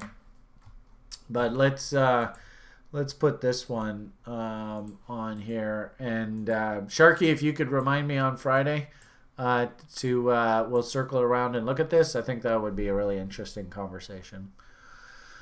Okay, so that was kind of a fun tangent that I don't think any of you were expecting, but what the hell? Old options broker. You get to endure my rant. All right, and let's see what else we got here. Who's next? We have not touched 78.6 in this bear. Okay, I'm not quite sure what relevance that is. Let's see. What's the best chart to? I mean, we'll just do a brand new chart because I mark up all these charts and I don't want to mess them up. So we'll go new layout. We will go, and actually, it'd be interesting what you're measuring 78.6 off of. If you use this previous base, I think we have. Let's flip that around. So if we go off of this low from last cycle, which, a lot of people would use that logic. It's not outlandish. 78.6, 17,266. Is that what that says? 17,266. So, yeah, you can make the argument that, yeah, we did. And I've often told you this before, which is so funny, is that you're going to look back in hindsight and you're going to go, God damn, that market bottom right off that damn 78.6. Jerks. So, maybe. I will say, there were a lot of people. I mean, I was barking week after week after week. When are we going to trade down to cost of production? When are we going to trade down to cost of production? I wonder if maybe there was too many people looking for this market to head appreciably lower, and just as a result, it just wasn't going to head lower. Just eyeballing that, to me, this looks like an inverted head and shoulders if I've ever seen one. So down there, to there, to there, to there, to there, and then we'll probably have to come back down there and there. And this is an interesting scenario because our TRI Secret Options Formula crew, the guy who actually has done and actually he was the one who won our first contest, our first raffle for a seat in our education program, David O. He's an absolutely fantastic whiz at trading either inverted head and shoulders, and if this, come on you, anyway, we'll leave it at that. If this left shoulder is given, so we would assume this is an inverted head and shoulders until this level is taken out. If this level is taken out, then potentially this is a megaphone. And we'd actually have to come down to here, and the whole head and shoulders thesis is off the table. So for the time being, wherever this thing exhausts itself, and considering what Julian's suggesting, considering what we saw out of the February options expiry there, I mean, Wall Street wants to get paid. It's what they do. I think there's compelling evidence out of that exchange-traded fund that we know exactly where they want to take this market out, right around exactly where it is right now. So by time Friday rolls around, I actually like the idea that we're probably sitting right in this area. And then, like I said there earlier, we probably create the momentum divergences that set the top, and then on any kind of sell signal, then probably the algo at that point. Because keep in mind, next couple days, I think the algo is going to be relatively happy here. This thing's probably going to push up for a few days. We probably go through that long weekend. Through the weekend, of course, Wall Street's gone. They're not paying any attention. Maybe, into Sunday we have some sort of crazy-ass blow-off top. Maybe tag those 4.669 levels and the ABCD targets I was talking about earlier. And then Monday morning, late Sunday when I'm out driving with Liam, in comes the top. And then Monday being a holiday, they screw around with the market. And then by time Tuesday starts and retail comes back, we're back basically where we left off on Friday. But we're pointing back down. So I could very easily see that kind of scenario. That's my 2 cents with regard to all that. So anyway, for whatever it's worth. Okay, let's look at some names here. I keep dodging it. Where was I? Litecoin has been leading. Interesting you say that, Big House, because do you remember back in November, December, we had Litecoin as one of the only sixes. And now you notice that Litecoin is actually almost at the bottom of our screener. So unfortunately, Litecoin is not that attractive of an investment idea. If anything, this is a lot like the altcoins and kind of like what Julian's saying. And, kind of what you should all be paying attention to is you don't really want to chase here, folks. You chase and you're actually asking for trouble. Had you bought Litecoin off of the bottom, awesome. You are the best. You rock and or roll. But, now, there's November. So I guess we can go all the way back to last spring. I guess, it's still got some room to go here. So that's not terrible. What am I doing wrong here? Oh, I'm doing something wrong. Hey, no. Oh, yeah. I beg your pardon. Not way up there. Sorry about that. Here we are, March, right? So there's the February peak. Yeah, that makes more sense. So 52-week range, good old 50% rule. All right, get rid of all this stuff. Well, I think you can actually make the argument that we're done, right? This market's no longer cheap. It was beautiful down here, looking for that pump up into 50% rules. But now, actually, we're coming into the. Remember, I showed you on Bitcoin how I said look left. We hadn't even come into the previous market structure top. Where's that chart?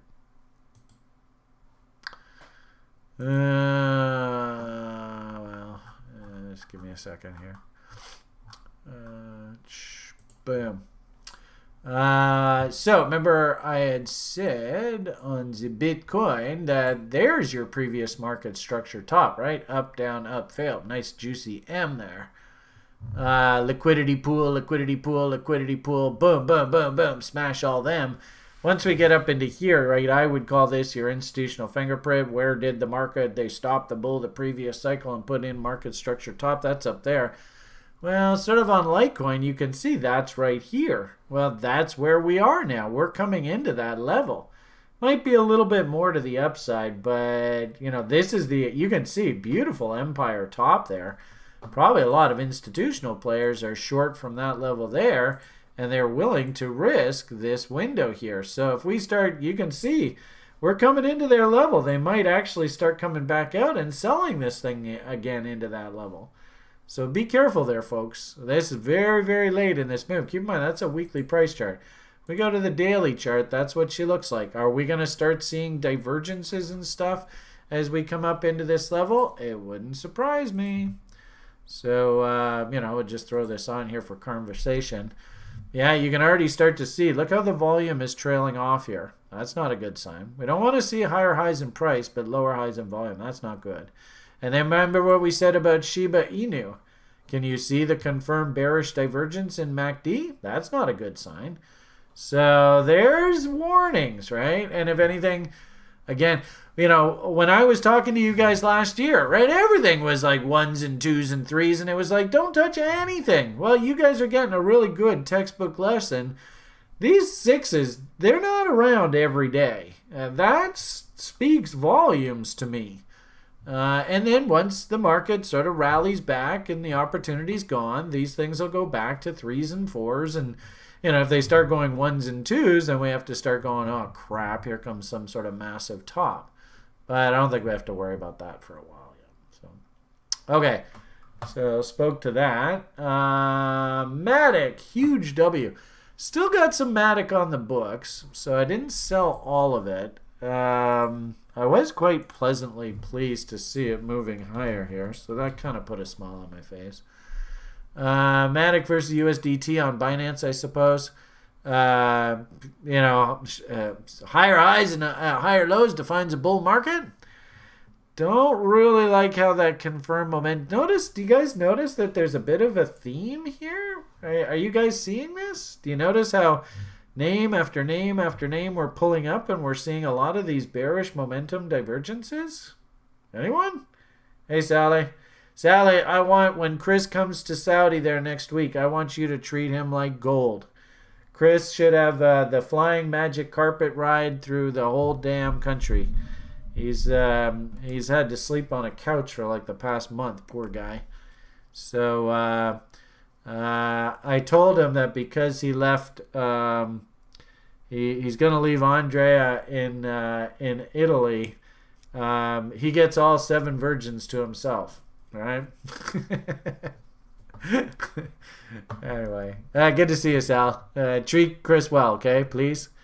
Notice here on this move up, look at all the divergences. Now, it's only potential. I beg your pardon. 4 different confirmed bearish divergences. Uh-oh. That's kind of like MACD and RSI. Willie's stupid. What's the rule about Willie being stupid? Are we not supposed to be concerned when Willie gets stupid? Should we be buying this? I mean, there's 30 of you over there. Can somebody please say something to me here? Should we be buying markets if Willie is stupidly overbought? Anyone? Yes. There must be a wicked delay here on this YouTube feed. Oh, there we go. All right, so somebody over there is listening to me. When stupid dumb. Okay, I'm not quite sure what that means.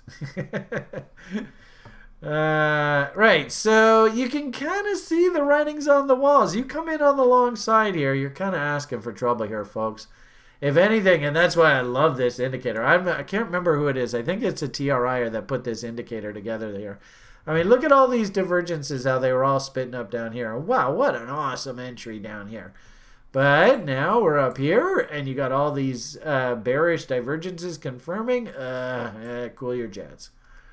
Where's that image that I showed you earlier about that jet?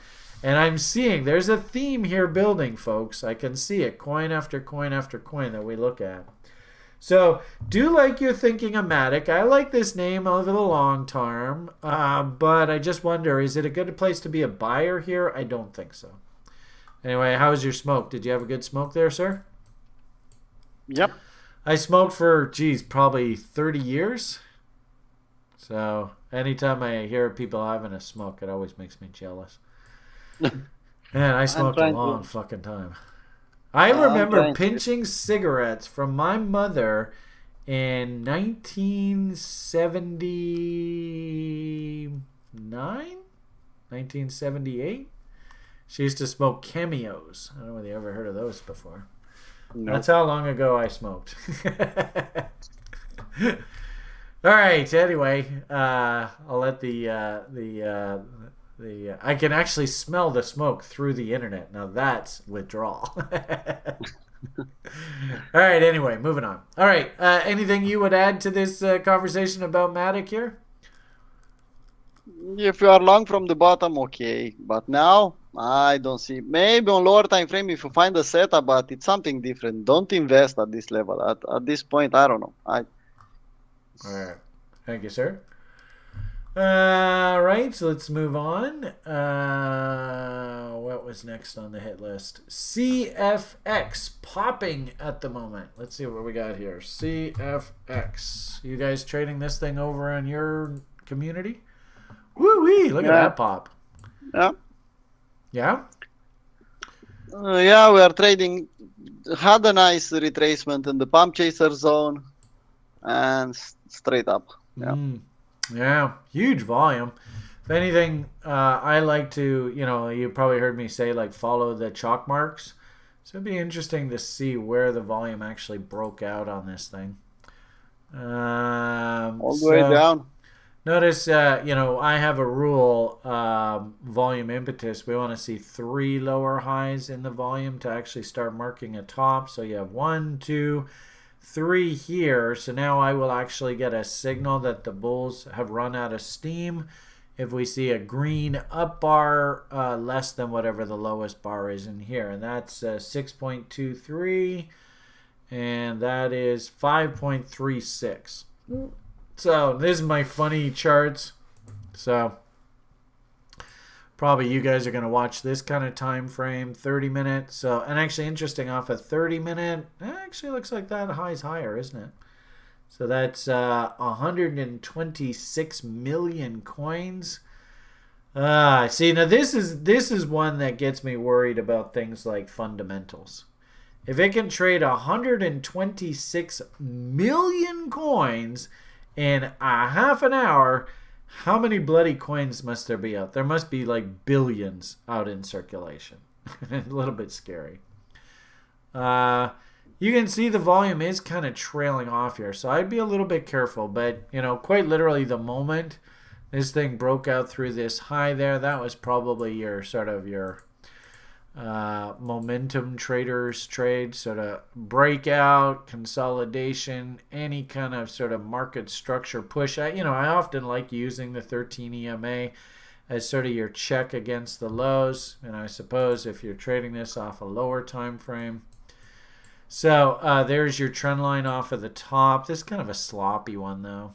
Not overly impressed with this. Might even say that that's your original trend line for the lower time frame, people. Then probably there to there.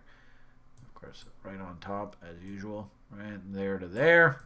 So bang into the trend line. All right, give me some sort of bullish structure on the other side. And there's your volume breakout right there. Right on that candle right there was your buy signal.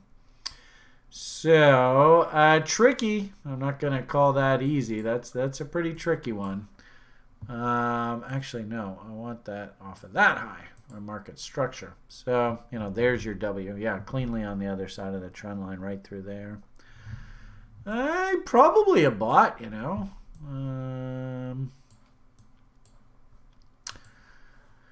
Probably go boo. Let's see if I can do this. Boobity boo. That's an awfully long way down, all the way down to there. Boom. Boom. 33. Okay, well, it did meet that. So that's a pretty big one. So there to there, and then there, up off of there, and then there.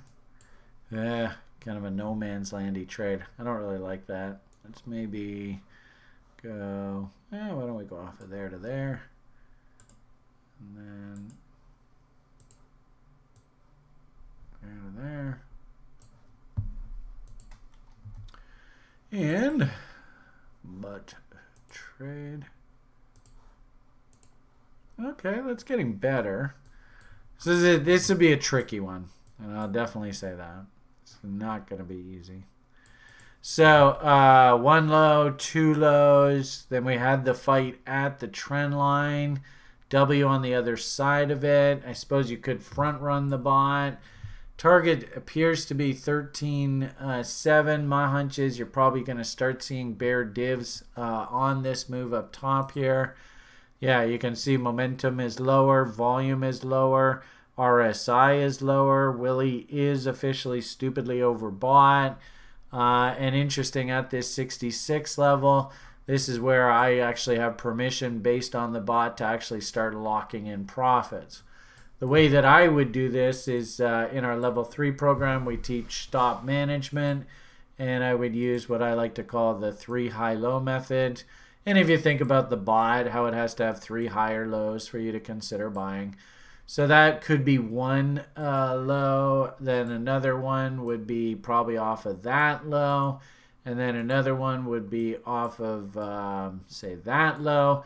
But since this third low is lower than scratch, where you entered and, probably front running the bot, kind of like the idea, like we said, can I get a W on the other side of this trend line? So you have down, up, down, test these lows. Looks like we went down, up, down. So clearly a move through this levels. Nice W. You could have just bought on the breakout through that if you were so inclined. Doesn't really matter. Point here is because, oh, look at that. We just broke to new highs. So 1, 2, 3. If we now, I would have a sell order sitting up top here and just start spoon feeding the market. You can see all the divs that are all starting, 7 potential divergences. So they are starting to form. So I would actually, if I was prop trading, I would do what's called an AOC order, auto order cancels order, and just have a sell order working at that level. You might find, if you're lucky, you can actually spoon feed the market. And if you do trade the bot and you'd like to try and juice your trade as much as possible, throw on the 127 and 1.618s, because this would be what's called an alt ABCD. And these are perfectly valid harmonics as well. I would say something like maybe let 75% of the trade go at that level. I think you've heard Paul say that before.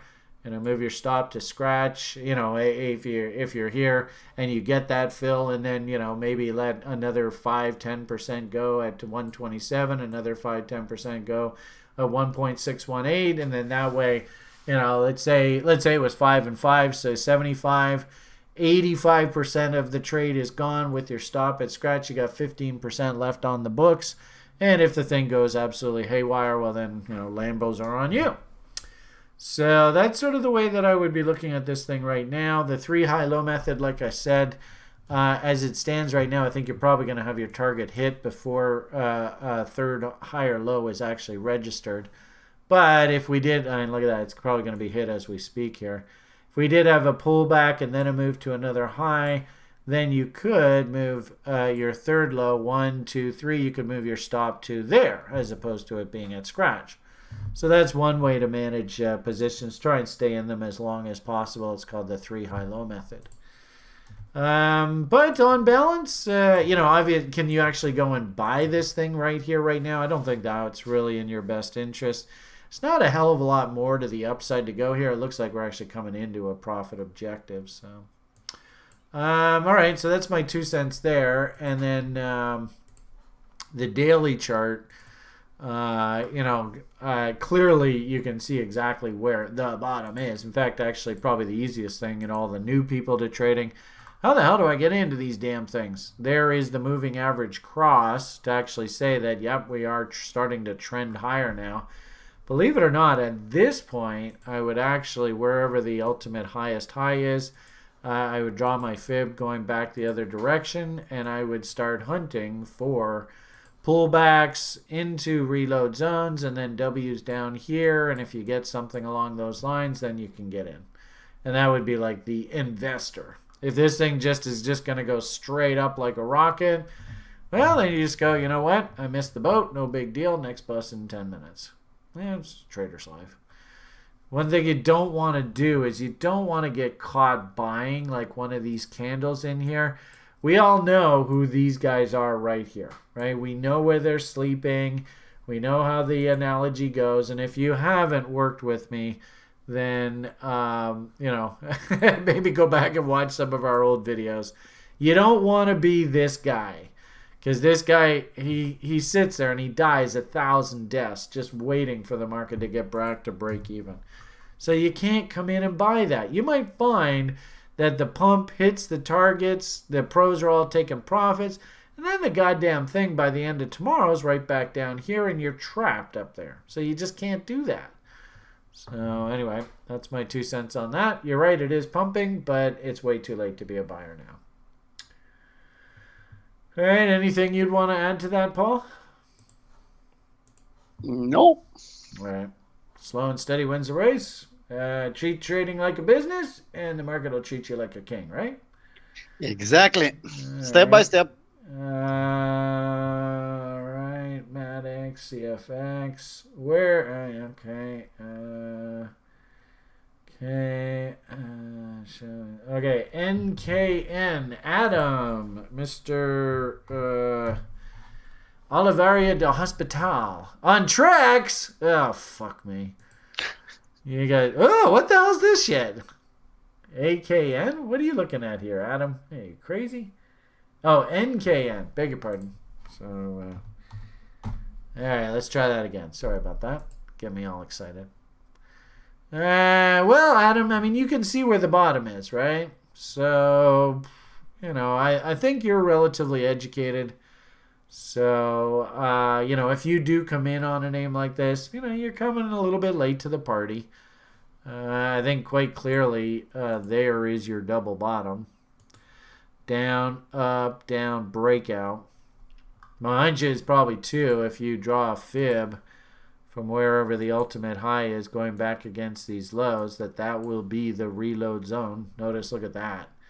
So you can almost see the future is writing itself. You want to drill down to lower time frames, maybe hunt a long setup, but you're going to trade the bot kind of idea. Trend continuation. These are choppy charts, though. Man, this is a very, very wide trading range in here. Probably looks something like there to there, up to there. So there's your trading range. I mean, hell, a market maker guy could probably make a good living just selling on stabs here up top and then just looking to buy it back against stabs against the lows.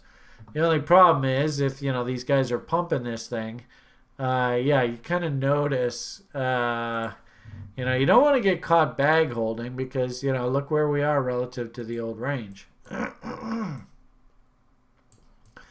So, what a surprise. I wouldn't even be surprised if you find out that Paul there is actually shorting that son of a bitch right at that level. I don't know. Maybe yes, maybe no. But there's Mountain Man, good old Brandon. So if anything, kind of like your range ping pong, you got Mountain Man right there and you got Mountain Man there. And, you know, this kind of looks like it could go boing and then boing off of those two levels. Is this a place where I'd want to come in on the long side? I don't think so. Momentum, it doesn't look terrible. Sort of looks like sort of middle of the road. Now, if you knew that there was some sort of big fundamental event coming down the peak here, okay, you know, maybe I could, you know, subscribe to that newsletter. It looks like this thing's come down an awful long way. So, yeah, I mean, you can see, interestingly enough, somebody is accumulating the shit out of this thing. But kind of like what I said earlier, there's a bit of a reoccurring theme here. I don't know whether you guys see this or not. But look at what our MACD is doing. Huge rally, big push up, waffled. Yes, we pushed to new highs, but MACD nowhere near new highs. And then we actually went through all these lows. And look at RSI. RSI is looking very dangerous here. You know what this reminds me of? And on the site, actually, we want to change the name of the setup to Gold Stakes.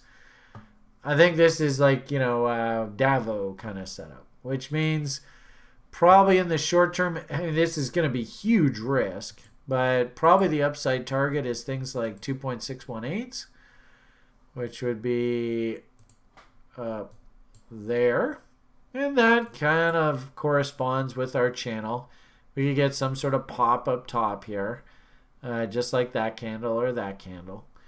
But to trade that, you know, kind of like what we were saying earlier with like Shiba and stuff like that, you're coming in awfully late. You're going to have to risk against this low. That's the size of the W. That's way too big for a guy like me to consider. There's your profit objective, and it turns out it's like a 1.31. Meh. I think there are better fish to fry out there, Adam.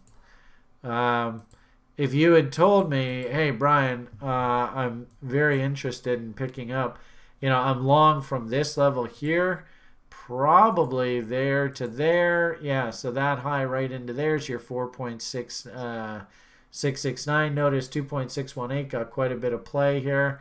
So 4.669, here we are up in that area. I don't like to be a buyer up here. I think you're coming to the party really, really late. So, you know, caveat emptor, huge divergences, not really a hell of a lot of new volume. If I was interested in buying this, I think I'd just throw my bid in here down around 8-9 cents and just be patient. I mean, if this thing has a pop up to 2.618, it's not going to make a huge difference in the reload zone. Watch how the reload zone probably going to oscillate right around this 200 period moving average. So if we go up here, and notice now that's Mountain Man. I still like the idea if I wanted to be a buyer, right, somewhere, look at that, that's like 8.5 cents. I like the idea of throwing a bid there at 8.5, maybe even 8, somewhere in that area, and just let your, you know, your order work. That's my 2 cents there. Paul, anything you want to add to that? It's a bit too late for me, at least. I is not ready to short it yet, but I'm definitely not buying on daily chart. I don't know, weekly, but still it's too high. Just my 2 cents. Perfect. It's damn too high. Yeah. You know, it's funny. I have a lot of people that on the site, I ask them, and it is perfectly fine to go, nope, I don't like it. That's perfectly fine. There's nothing wrong with saying that at all. I swear. That's the one thing that was the hardest thing to teach Julian is to, it's perfectly fine to say, I don't like the look of this market. I don't want to buy. And there's nothing you can do to make me. There's nothing wrong with saying that. Anyway. And actually, you know, I'm half speaking to myself too. So. Okay, moving on. Let's see who else we have here. People have asked about. ZK roll-ups. Is that a coin or is that a joke, Joshua? No. No what? It's some coins, layer 1 with okay side chains. All right. They pumped a lot last couple of last days from I don't know, from last week. All right. Well, Joshua, did you want us to look at ZK or shall we move on to the next one? It's getting on 8 o'clock now. I've already talked way too much. So let's just keep moving forward. ELON. And I guess this is, what's that say? Dogelon? So is this like a coin that's sort of like a homage to, what's his face? I suppose, you know, in this kind of environment, especially on KuCoin, keep in mind, you know, you gotta love the Koreans, but they absolutely love to gamble. It's almost like it's and it, you know, I think the Chinese also like to as well, but the Koreans, they almost have like it's an art form. So it wouldn't surprise me that they create something like a Dogelon, which is kind of like a hybrid, and it's just nothing more than a circle of jerkers who are circle jerking. You know, what's the fundamentals on something like this? Is this thing actually used or something, or is it nothing more than just you know, we love Elon, so let's you know, if anything, this would be a really good analogy of the quants, right? The quantitative analyst would be like, well, all the social media around Elon's awesome, so anything that he touched turns to gold, which, you know, to all intents and purposes seems to be the case. Is it a good idea investment-wise to get on that bandwagon? Well, you saw what happened when people bought Tesla over the past year or two. What's happened to that stock recently? And, of course, we saw what happened to Doge when he was doing his Saturday Night Live appearance. Did he tell anybody you probably shouldn't buy this thing? No. Is Elon ever going to work for you and your investments? Probably not. So caveat emptor, just buyer beware. What would be the fundamental justification for owning this thing? I haven't got a clue. Technically speaking, you know, the chart sort of speaks for itself. I wouldn't be surprised if it looks a lot like Doge. Probably like a combination of Doge and that Shiba. Is that Shiba Inu thing, right? That's also Doge related, isn't it? Yeah. Yeah. Something like that. So, and actually, interestingly enough, just for argument's sake, because I know this cocksucker is going to run his coin up anyway, I have bids working to buy some of this. I don't know whether I got filled or not. I should check. And it's just nothing more than I sold a whole shitload up top here, so I might as well go and buy some back. So if they do ram the damn thing back up, then you know, we can say, oh, banging out doubles. Thanks, Alan, for pumping your name, and you know, anybody who wants to buy my coins as you pump the price higher, Sedona, Euphoria, and all that kind of conversation. I mean, the thing is I've been playing this game long enough. I can tell when an asset sort of is relatively attractive. I think this thing's worth taking a shot off of.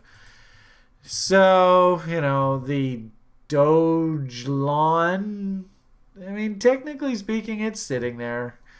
I wouldn't fault you if you said, well, Brian, you know, 50% rules. This thing's probably good for a rally back up into, what is that, 14,454. So here we are at 41.98. That's a triple. You telling me I'm not allowed to buy this thing looking for that triple? I'm not going to bitch at you for that if you do decide to play. You know, she is at the bottom end of the range. The moving averages are turned back up. You do have weekly W's that are working, and you have a W within a W. And I'd probably also say, too, you have some nice trend line breakage here. Can I get W's on the other side of these trend lines? Rock and roll. Is this a name that I would be interested in? I would have to actually look into it. And if somebody actually gave me a compelling story, well, no, Brian, actually this is used for this, and actually it's efficient for this, and there are some use case scenarios, I'd be like, okay, well, you know, maybe we can entertain the idea. But I don't know the fundamentals from Adam on this. It is interesting range here, though. You are definitely at the bottom end of your range. If anything, maybe what I might even suggest for fun, kind of like what I'm doing on Doge, is the ultimate low seems to be This low here, yeah, it looks like that's it. So I might even just draw a nice little. Thing is, we've probably already done this. It's something like that. So, do I want to pick some up? What is that? 29.72. So I don't mind a nice little dump. Again, back into this long-term moving average. Work some stink bids down at the bottom end of the range. Maybe even drill in, see if there are any gaps. Gaps usually like to be filled in. There is, you can actually even see, there is the most recent sort of W. So it'd be interesting to see what that level is right there. 29.20. So we said 78.6 is 29.77. The double bottom there, 29.22. Maybe those candle body lows right in there, 3,000 area, anywhere in that area. That's not a bad place to place a bid. I don't know whether I'd be too excited about chasing up top here, though. Looks, on the dailies, it's not very compelling. It's kind of just like, meh. Could they ramp it up here? Maybe. Are you buying value? I don't think so. Probably, a good view of value. Yeah. So you can see, just if we look at this trading range that's been established here, Mr. Hoagland, he would want you coming in buying around 2,500 at the bottom of value. We definitely do not want to be coming in and buying at the top of value. And, our 78.6s and that original bottom are basically just right around a little bit underneath the POC. And that's probably the best place to be hunting, somewhere down in this area. So there's that one. Again, I can't really comment on the fundamentals on any of this, though. Anything you'd add to that there, Mr. Romanian Nightmare? Just a shitcoin. Buy it when it's low. Sell it when it's high and move on. Don't fall in love with shitcoins. You got it from the boss himself. All right.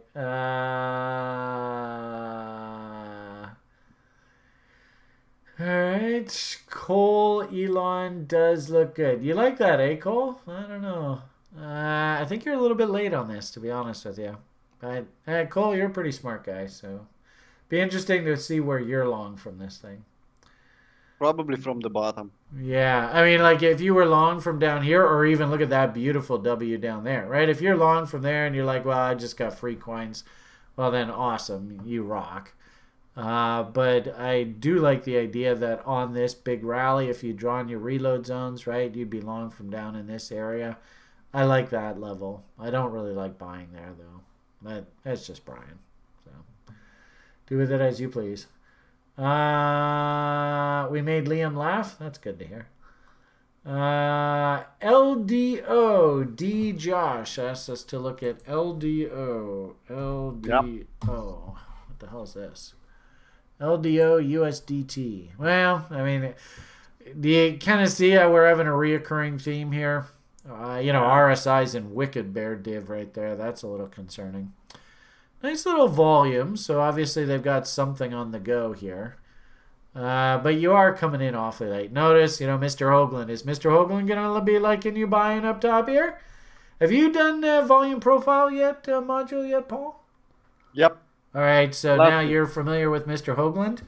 So you should probably pop on over to Top Step and say hi to Mr. Hoagland. It would be worth your while. That Anton Kroll, he's like the ultimate dickhead market participant. And the ultimate sweetheart. The guy's got a fucking heart of gold, and he's just the nicest person you will ever meet, is Mr. Hoagland. So it just goes to show that even in the futures trading industry, you're going to have polar extremes. And of course, Brian, PMA for the win. Obviously, I'm going to be a fan of Mr. Hoagland over Mr. Kroll. Anyway, what I would just simply say here, you're coming in at the top of value. It's a little bit dangerous. You're coming late to the party. Probably want to try and buy below value. You can clearly see where the bottom is. If we did a reload zone off of that range, oh, what a surprise. If anything, and this is basically the theme of tonight, is that there were just just look at this. Whoever asked about this, right? This is what you want it. Like, I would take a screenshot of this thing and I would literally post this on your wall of your office or your camper van, whatever the hell it is you're living in, trading out of. That is exactly what you were looking for right there. Notice the moving averages crossing up. You're below value. The momentum indicators are all turning up. Beautiful W's. Look at the Bollinger Bands in RSI. Notice how these bands, like, Jesus, people, this is such good information. And you're getting this for free. Look at this, right? That's the shit.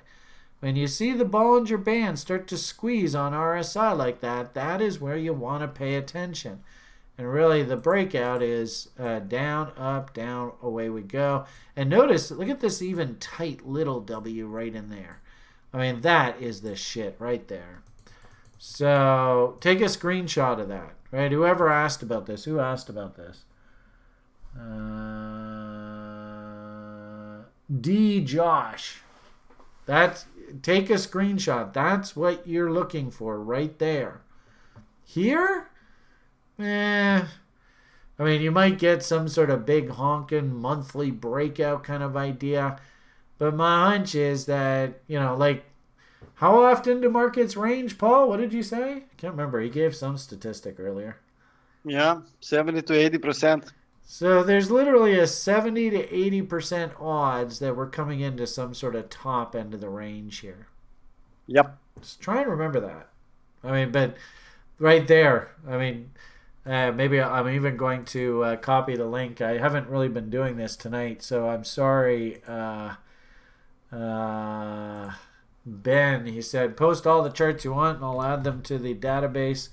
But I've been terribly negligent. I haven't been posting any charts. But anyway, if you're going to post seriously, D. Josh, if you want to learn how to do this and make bucket loads of money at this stupid game, that's what you got to focus in on. Print this off and just say, I only buy markets that look like this, because that is the fucking shit right there.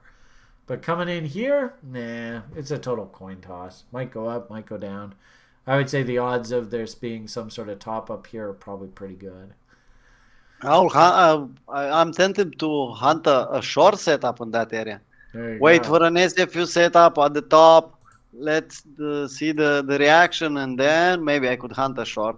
Yeah. Thank you, Paul. Because the range is, I don't know, the probability for a range is higher, and you are more profitable in time if you are thinking range. Yeah. So, you could drill down to like lower time frame charts. Do we start seeing divergences? Look at that fucking divergence there. Ay, ay, ay. Look at that. Look at Willie's nice and stupid. This is why I built this indicator, right? That right there is telling me do not fucking buy this. You're an idiot. And I'd have this one customer who, like, he literally, like, you could... This is why I called it the Willie, because his name was Willie. And he'd always say... Oh, but you can never have too much of a good thing. Yes, you can. It used to drive me crazy. And, of course, it's his account, so I'm not allowed to tell him what to buy and sell. I just have to enter the damn order.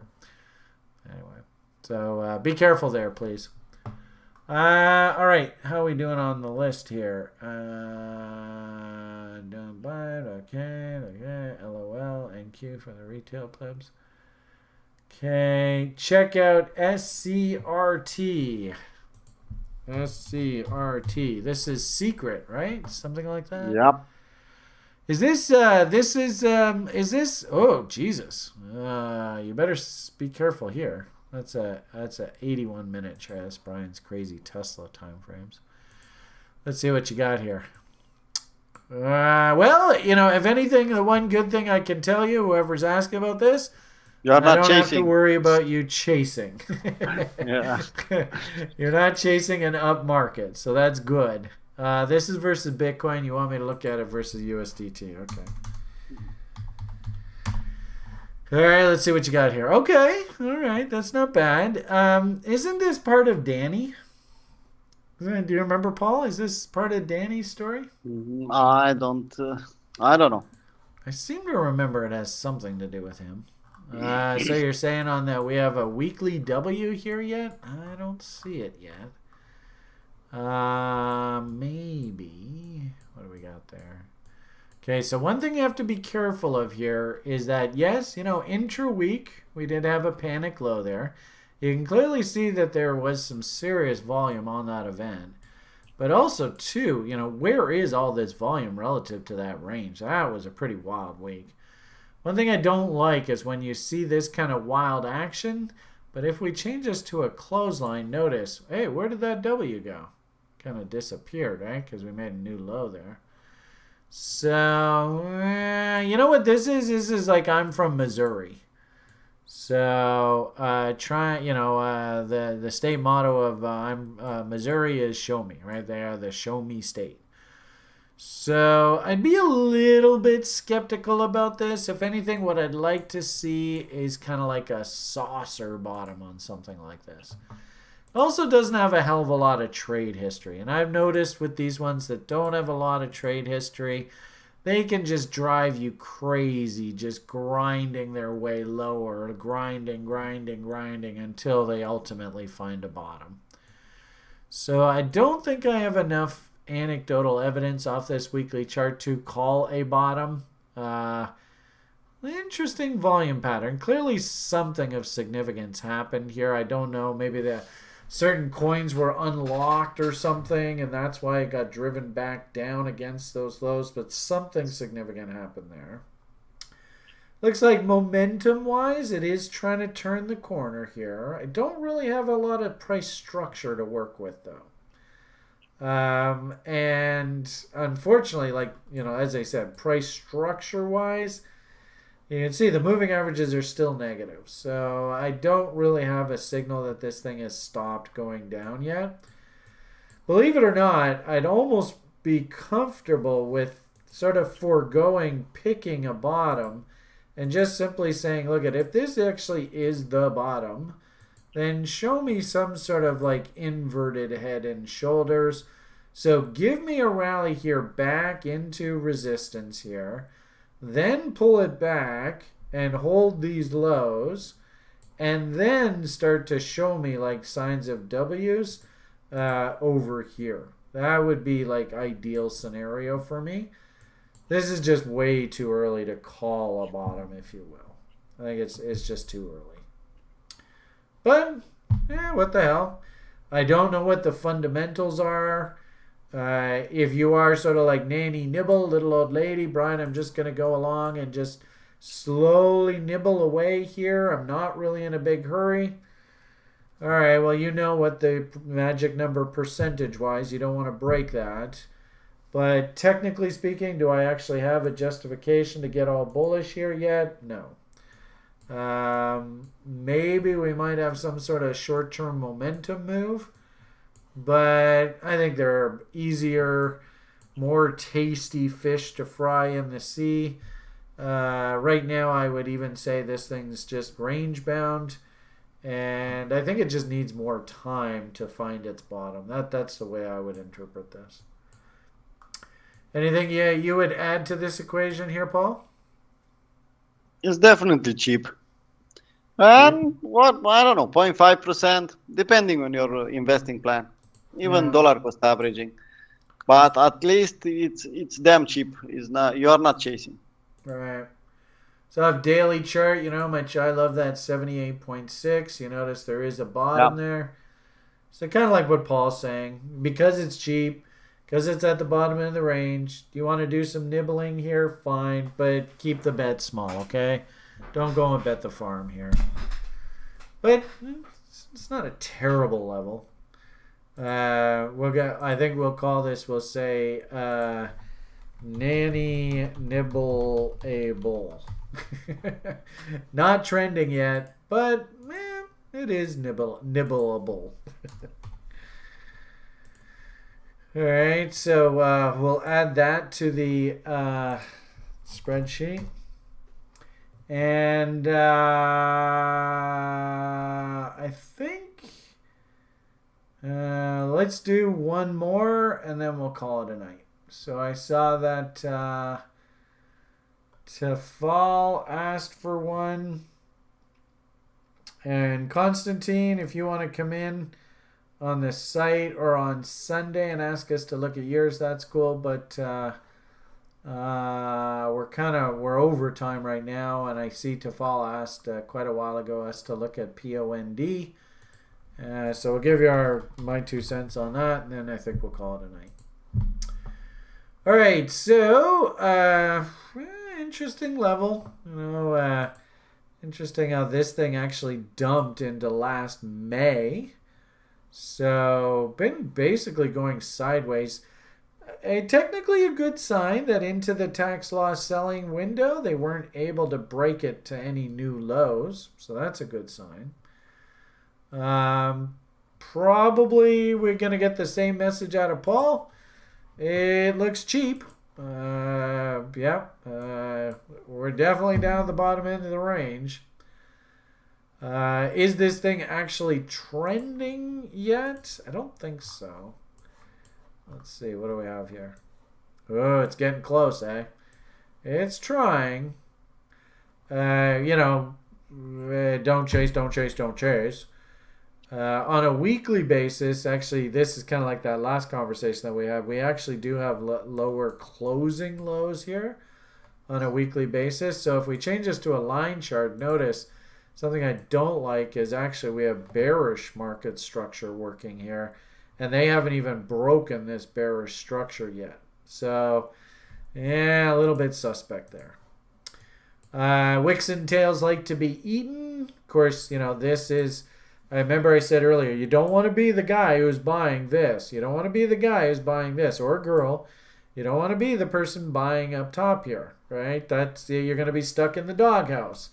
You're going to be stuck, what's the other term I like to use?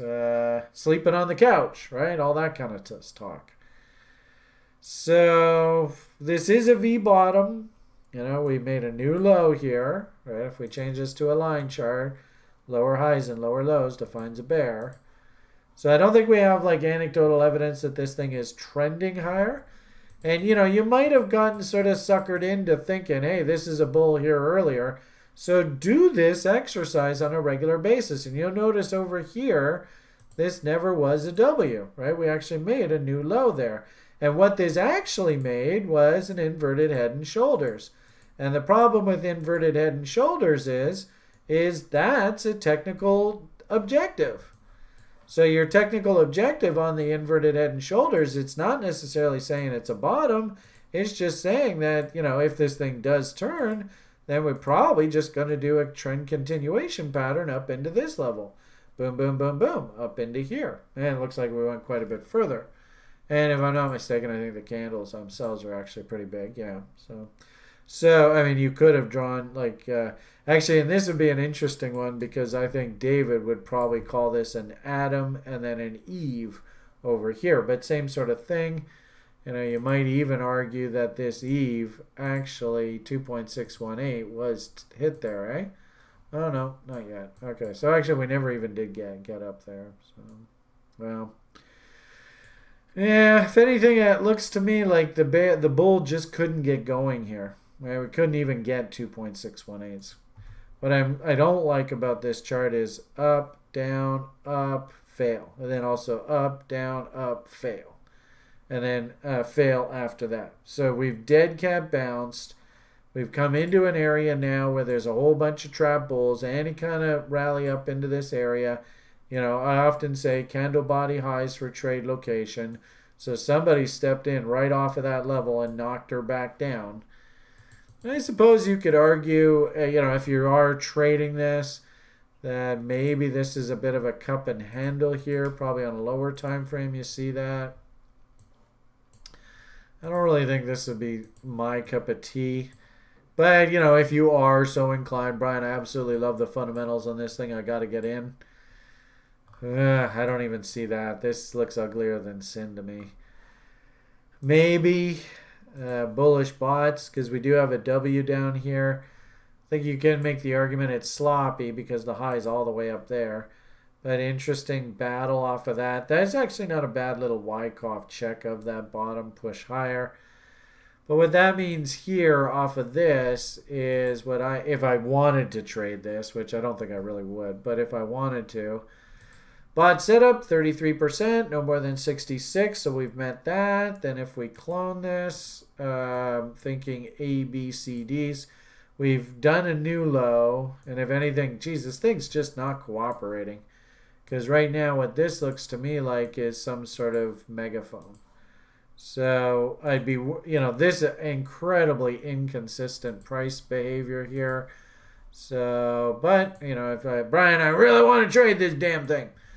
Okay, so we've rallied up. Does this actually represent some sort of resistance point? If it does, can we, probably keep a laser beam focus on these candle body lows? If you can get some sort of price structure down in this area, that'll be a reload zone just off of that range there. You might get something to work with. Notice, got a bit of a muak right in there in that window there. So maybe, watch for this level here, but we're starting to get into sort of trader talk. Ask yourself, don't kid yourself, ask yourself, am I actually a trader? Can I, if I am going to hunt one low, two lows, three lows kind of idea, I want to try and sneak in on, maybe something that looks something like that. Am I going to respect the fact that if we lose these lows, I better get the hell out of there and just walk away? If you can't sort of commit that that's exactly what I'm going to do, then I think you're probably best just to leave this thing alone. I'd also say, too, I wouldn't personally get a signal that this is actually trending higher until I actually get a W fully on the other side of that downtrend. So this is going to take some time, in my opinion, before this thing even sets up anything. There's not really a hell of a lot of hurry here. But, if you did want to try and do something here, I'd probably be thinking something along those lines. And that's a big if. We'll throw that in the spreadsheet. I suppose, value players, the easiest thing to do, as always, reload zones. You hear much, it sounds to me like Paul really likes reload zones. So, if you're over with his community, just keep an eye on that. And you can clearly see reload zone, ideal place for me to be a buyer, cheap ass, wanting to buy value. Looks like it's basically down against this original sort of W type level down in here. Notice down, up, breakout. And that would be below value. So Mr. Hoagland would be happy. 78.6, you know how much I love that level. The only problem is on that move down there, my hunch is all of these moving averages are all now going to be resistance. So this is going to be a bit of a slog. If anything, if you're a bull, you probably want that sort of bot setup because you don't want to lose all this moving average support. If this, if we lose all these levels and we start dipping down into here, then all of these moving averages are all going to start acting as resistance, and it's going to be a slog to get back above there. So any way you shape it, I wouldn't be in a big hurry to do anything today. And if anything, what kind of worries me just looking at this image is this looks like a head and shoulders top here. So I'd be actually worried about something like that coming in right there. And if we trade through there, then get ready. We're probably going to take a serious stab at these lows. So sorry. Can't really pound the bullish table there. Might be interesting too to see whether there's a bear div here forming. Yeah, the theme of tonight I think has got to be confirmed bear MACD divergences. That's got to be the theme tonight because we've seen this repeatedly. RSI wicked divergence. Willie never got stupid here, but Willie even has a divergence here. So be careful here. This thing, if it is a bull, you just got to give it some more time to put in those three higher lows, get its butt on the other side of this trend line, and let's start seeing some buyers actually step up and do some buying. All right, Paul, would you add anything to all that? No. All right, well, there you go. Okay, I think we'll probably leave it at that for tonight. We can check in with the spreadsheet on great predictions since we did such an awesome job last week. Yeah. I don't know what the value of our predictions are, but nonetheless, it's a lot of fun to show how utterly and completely wrong we are on a regular Just for basis. fun. We trade setups, not Yeah. predictions. Keep in mind, we don't have any money on this. It's just sort of, what the hell do you think's going to happen? Where the hell's that damn spreadsheet? Is this it? No, that's not it. Where'd it go? Okay, well, anyway. Here it is, here. All right. I think. Isn't that bizarre? Where'd it go? Okay, there is that, but where's the darn spreadsheet? All right. Crypto top 100. All right. Okay, so Ben, I think we're going to vote for Ben. No, that wouldn't be very nice. We're not going to do that. Insert one above. For fun? Maybe we should. I mean, keep in mind, like I'm long a bunch of crypto, so I don't really have a problem. In fact, I'm long Bitcoin. I think I showed you I had a killer trade set up there, and the algo got me long right on the base there the other day. So I'm tickled pink. Maybe we should do a massive bearish vote again. I don't know. Since no, actually, you were the best, weren't you? So I was the second worst. Obviously, Ben's not here, so he can't defend himself. Yeah. But oh goodness, 1 week from now, I think they're going to take the market out basically exactly where we are now. I think we have the holiday weekend, which means I think they're actually going to bid the market up a little bit. So I think I'm going to say that the market's going to be, we can't do 0.5, but I'll go 1.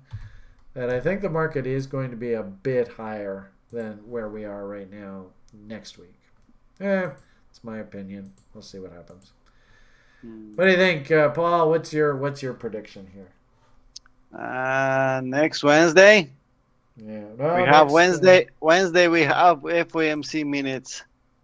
-2. Wow, that's bold.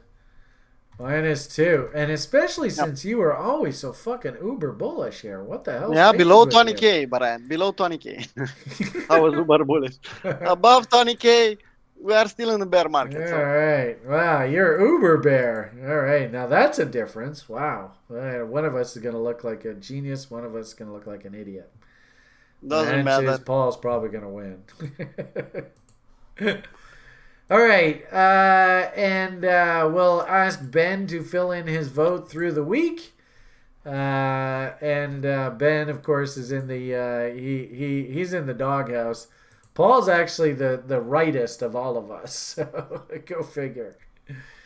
Okay, why don't we leave it at that? I hope you guys enjoyed the offering. That's a good 2.5 hours, so somehow the Beamish was able to talk his way through another one of these episodes. Sure hope you enjoyed that. Paul, did you feel like you got in a word edgewise this week?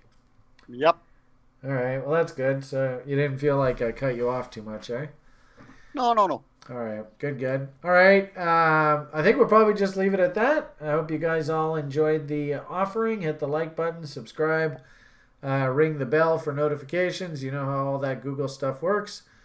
PMA for the win. Hopefully we'll have the monetization thing back so you can throw us a shekel or two through the tipping system if you feel like. It's kind of disabled right now, but we're trying to fix that. So other than that, have yourselves an awesome rest of your week. PMA for the win. Fantastic signal the algo spat up there the other day. Thank you very much, algo. Thank you, Sjord, for helping me bring this whole platform into the 21st century. Thank you, everybody at TRI, for being awesome support, and 1 + 1 = 3. And, of course, if you are relatively new to trading and you want a nice, friendly environment where you can learn how to do this craft on your own, please feel free to consider popping on over. And checking out, at the very least, we have this really awesome... where are we here? We'll just show you the channel. Tons and tons of free content.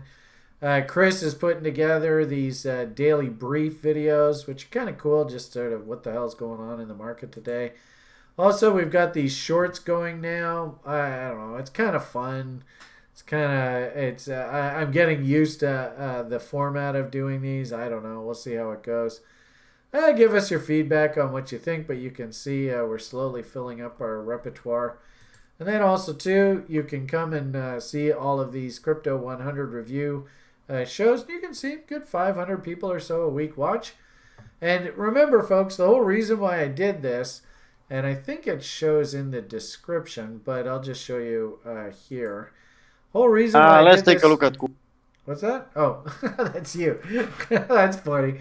The whole reason why I did this originally was I wanted to actually create a booth in Decentraland. So if you feel like participating to help us get that booth funded, mana we have to buy to do the booth, we have an ETH donation address there as well for you to consider. So that's up to you.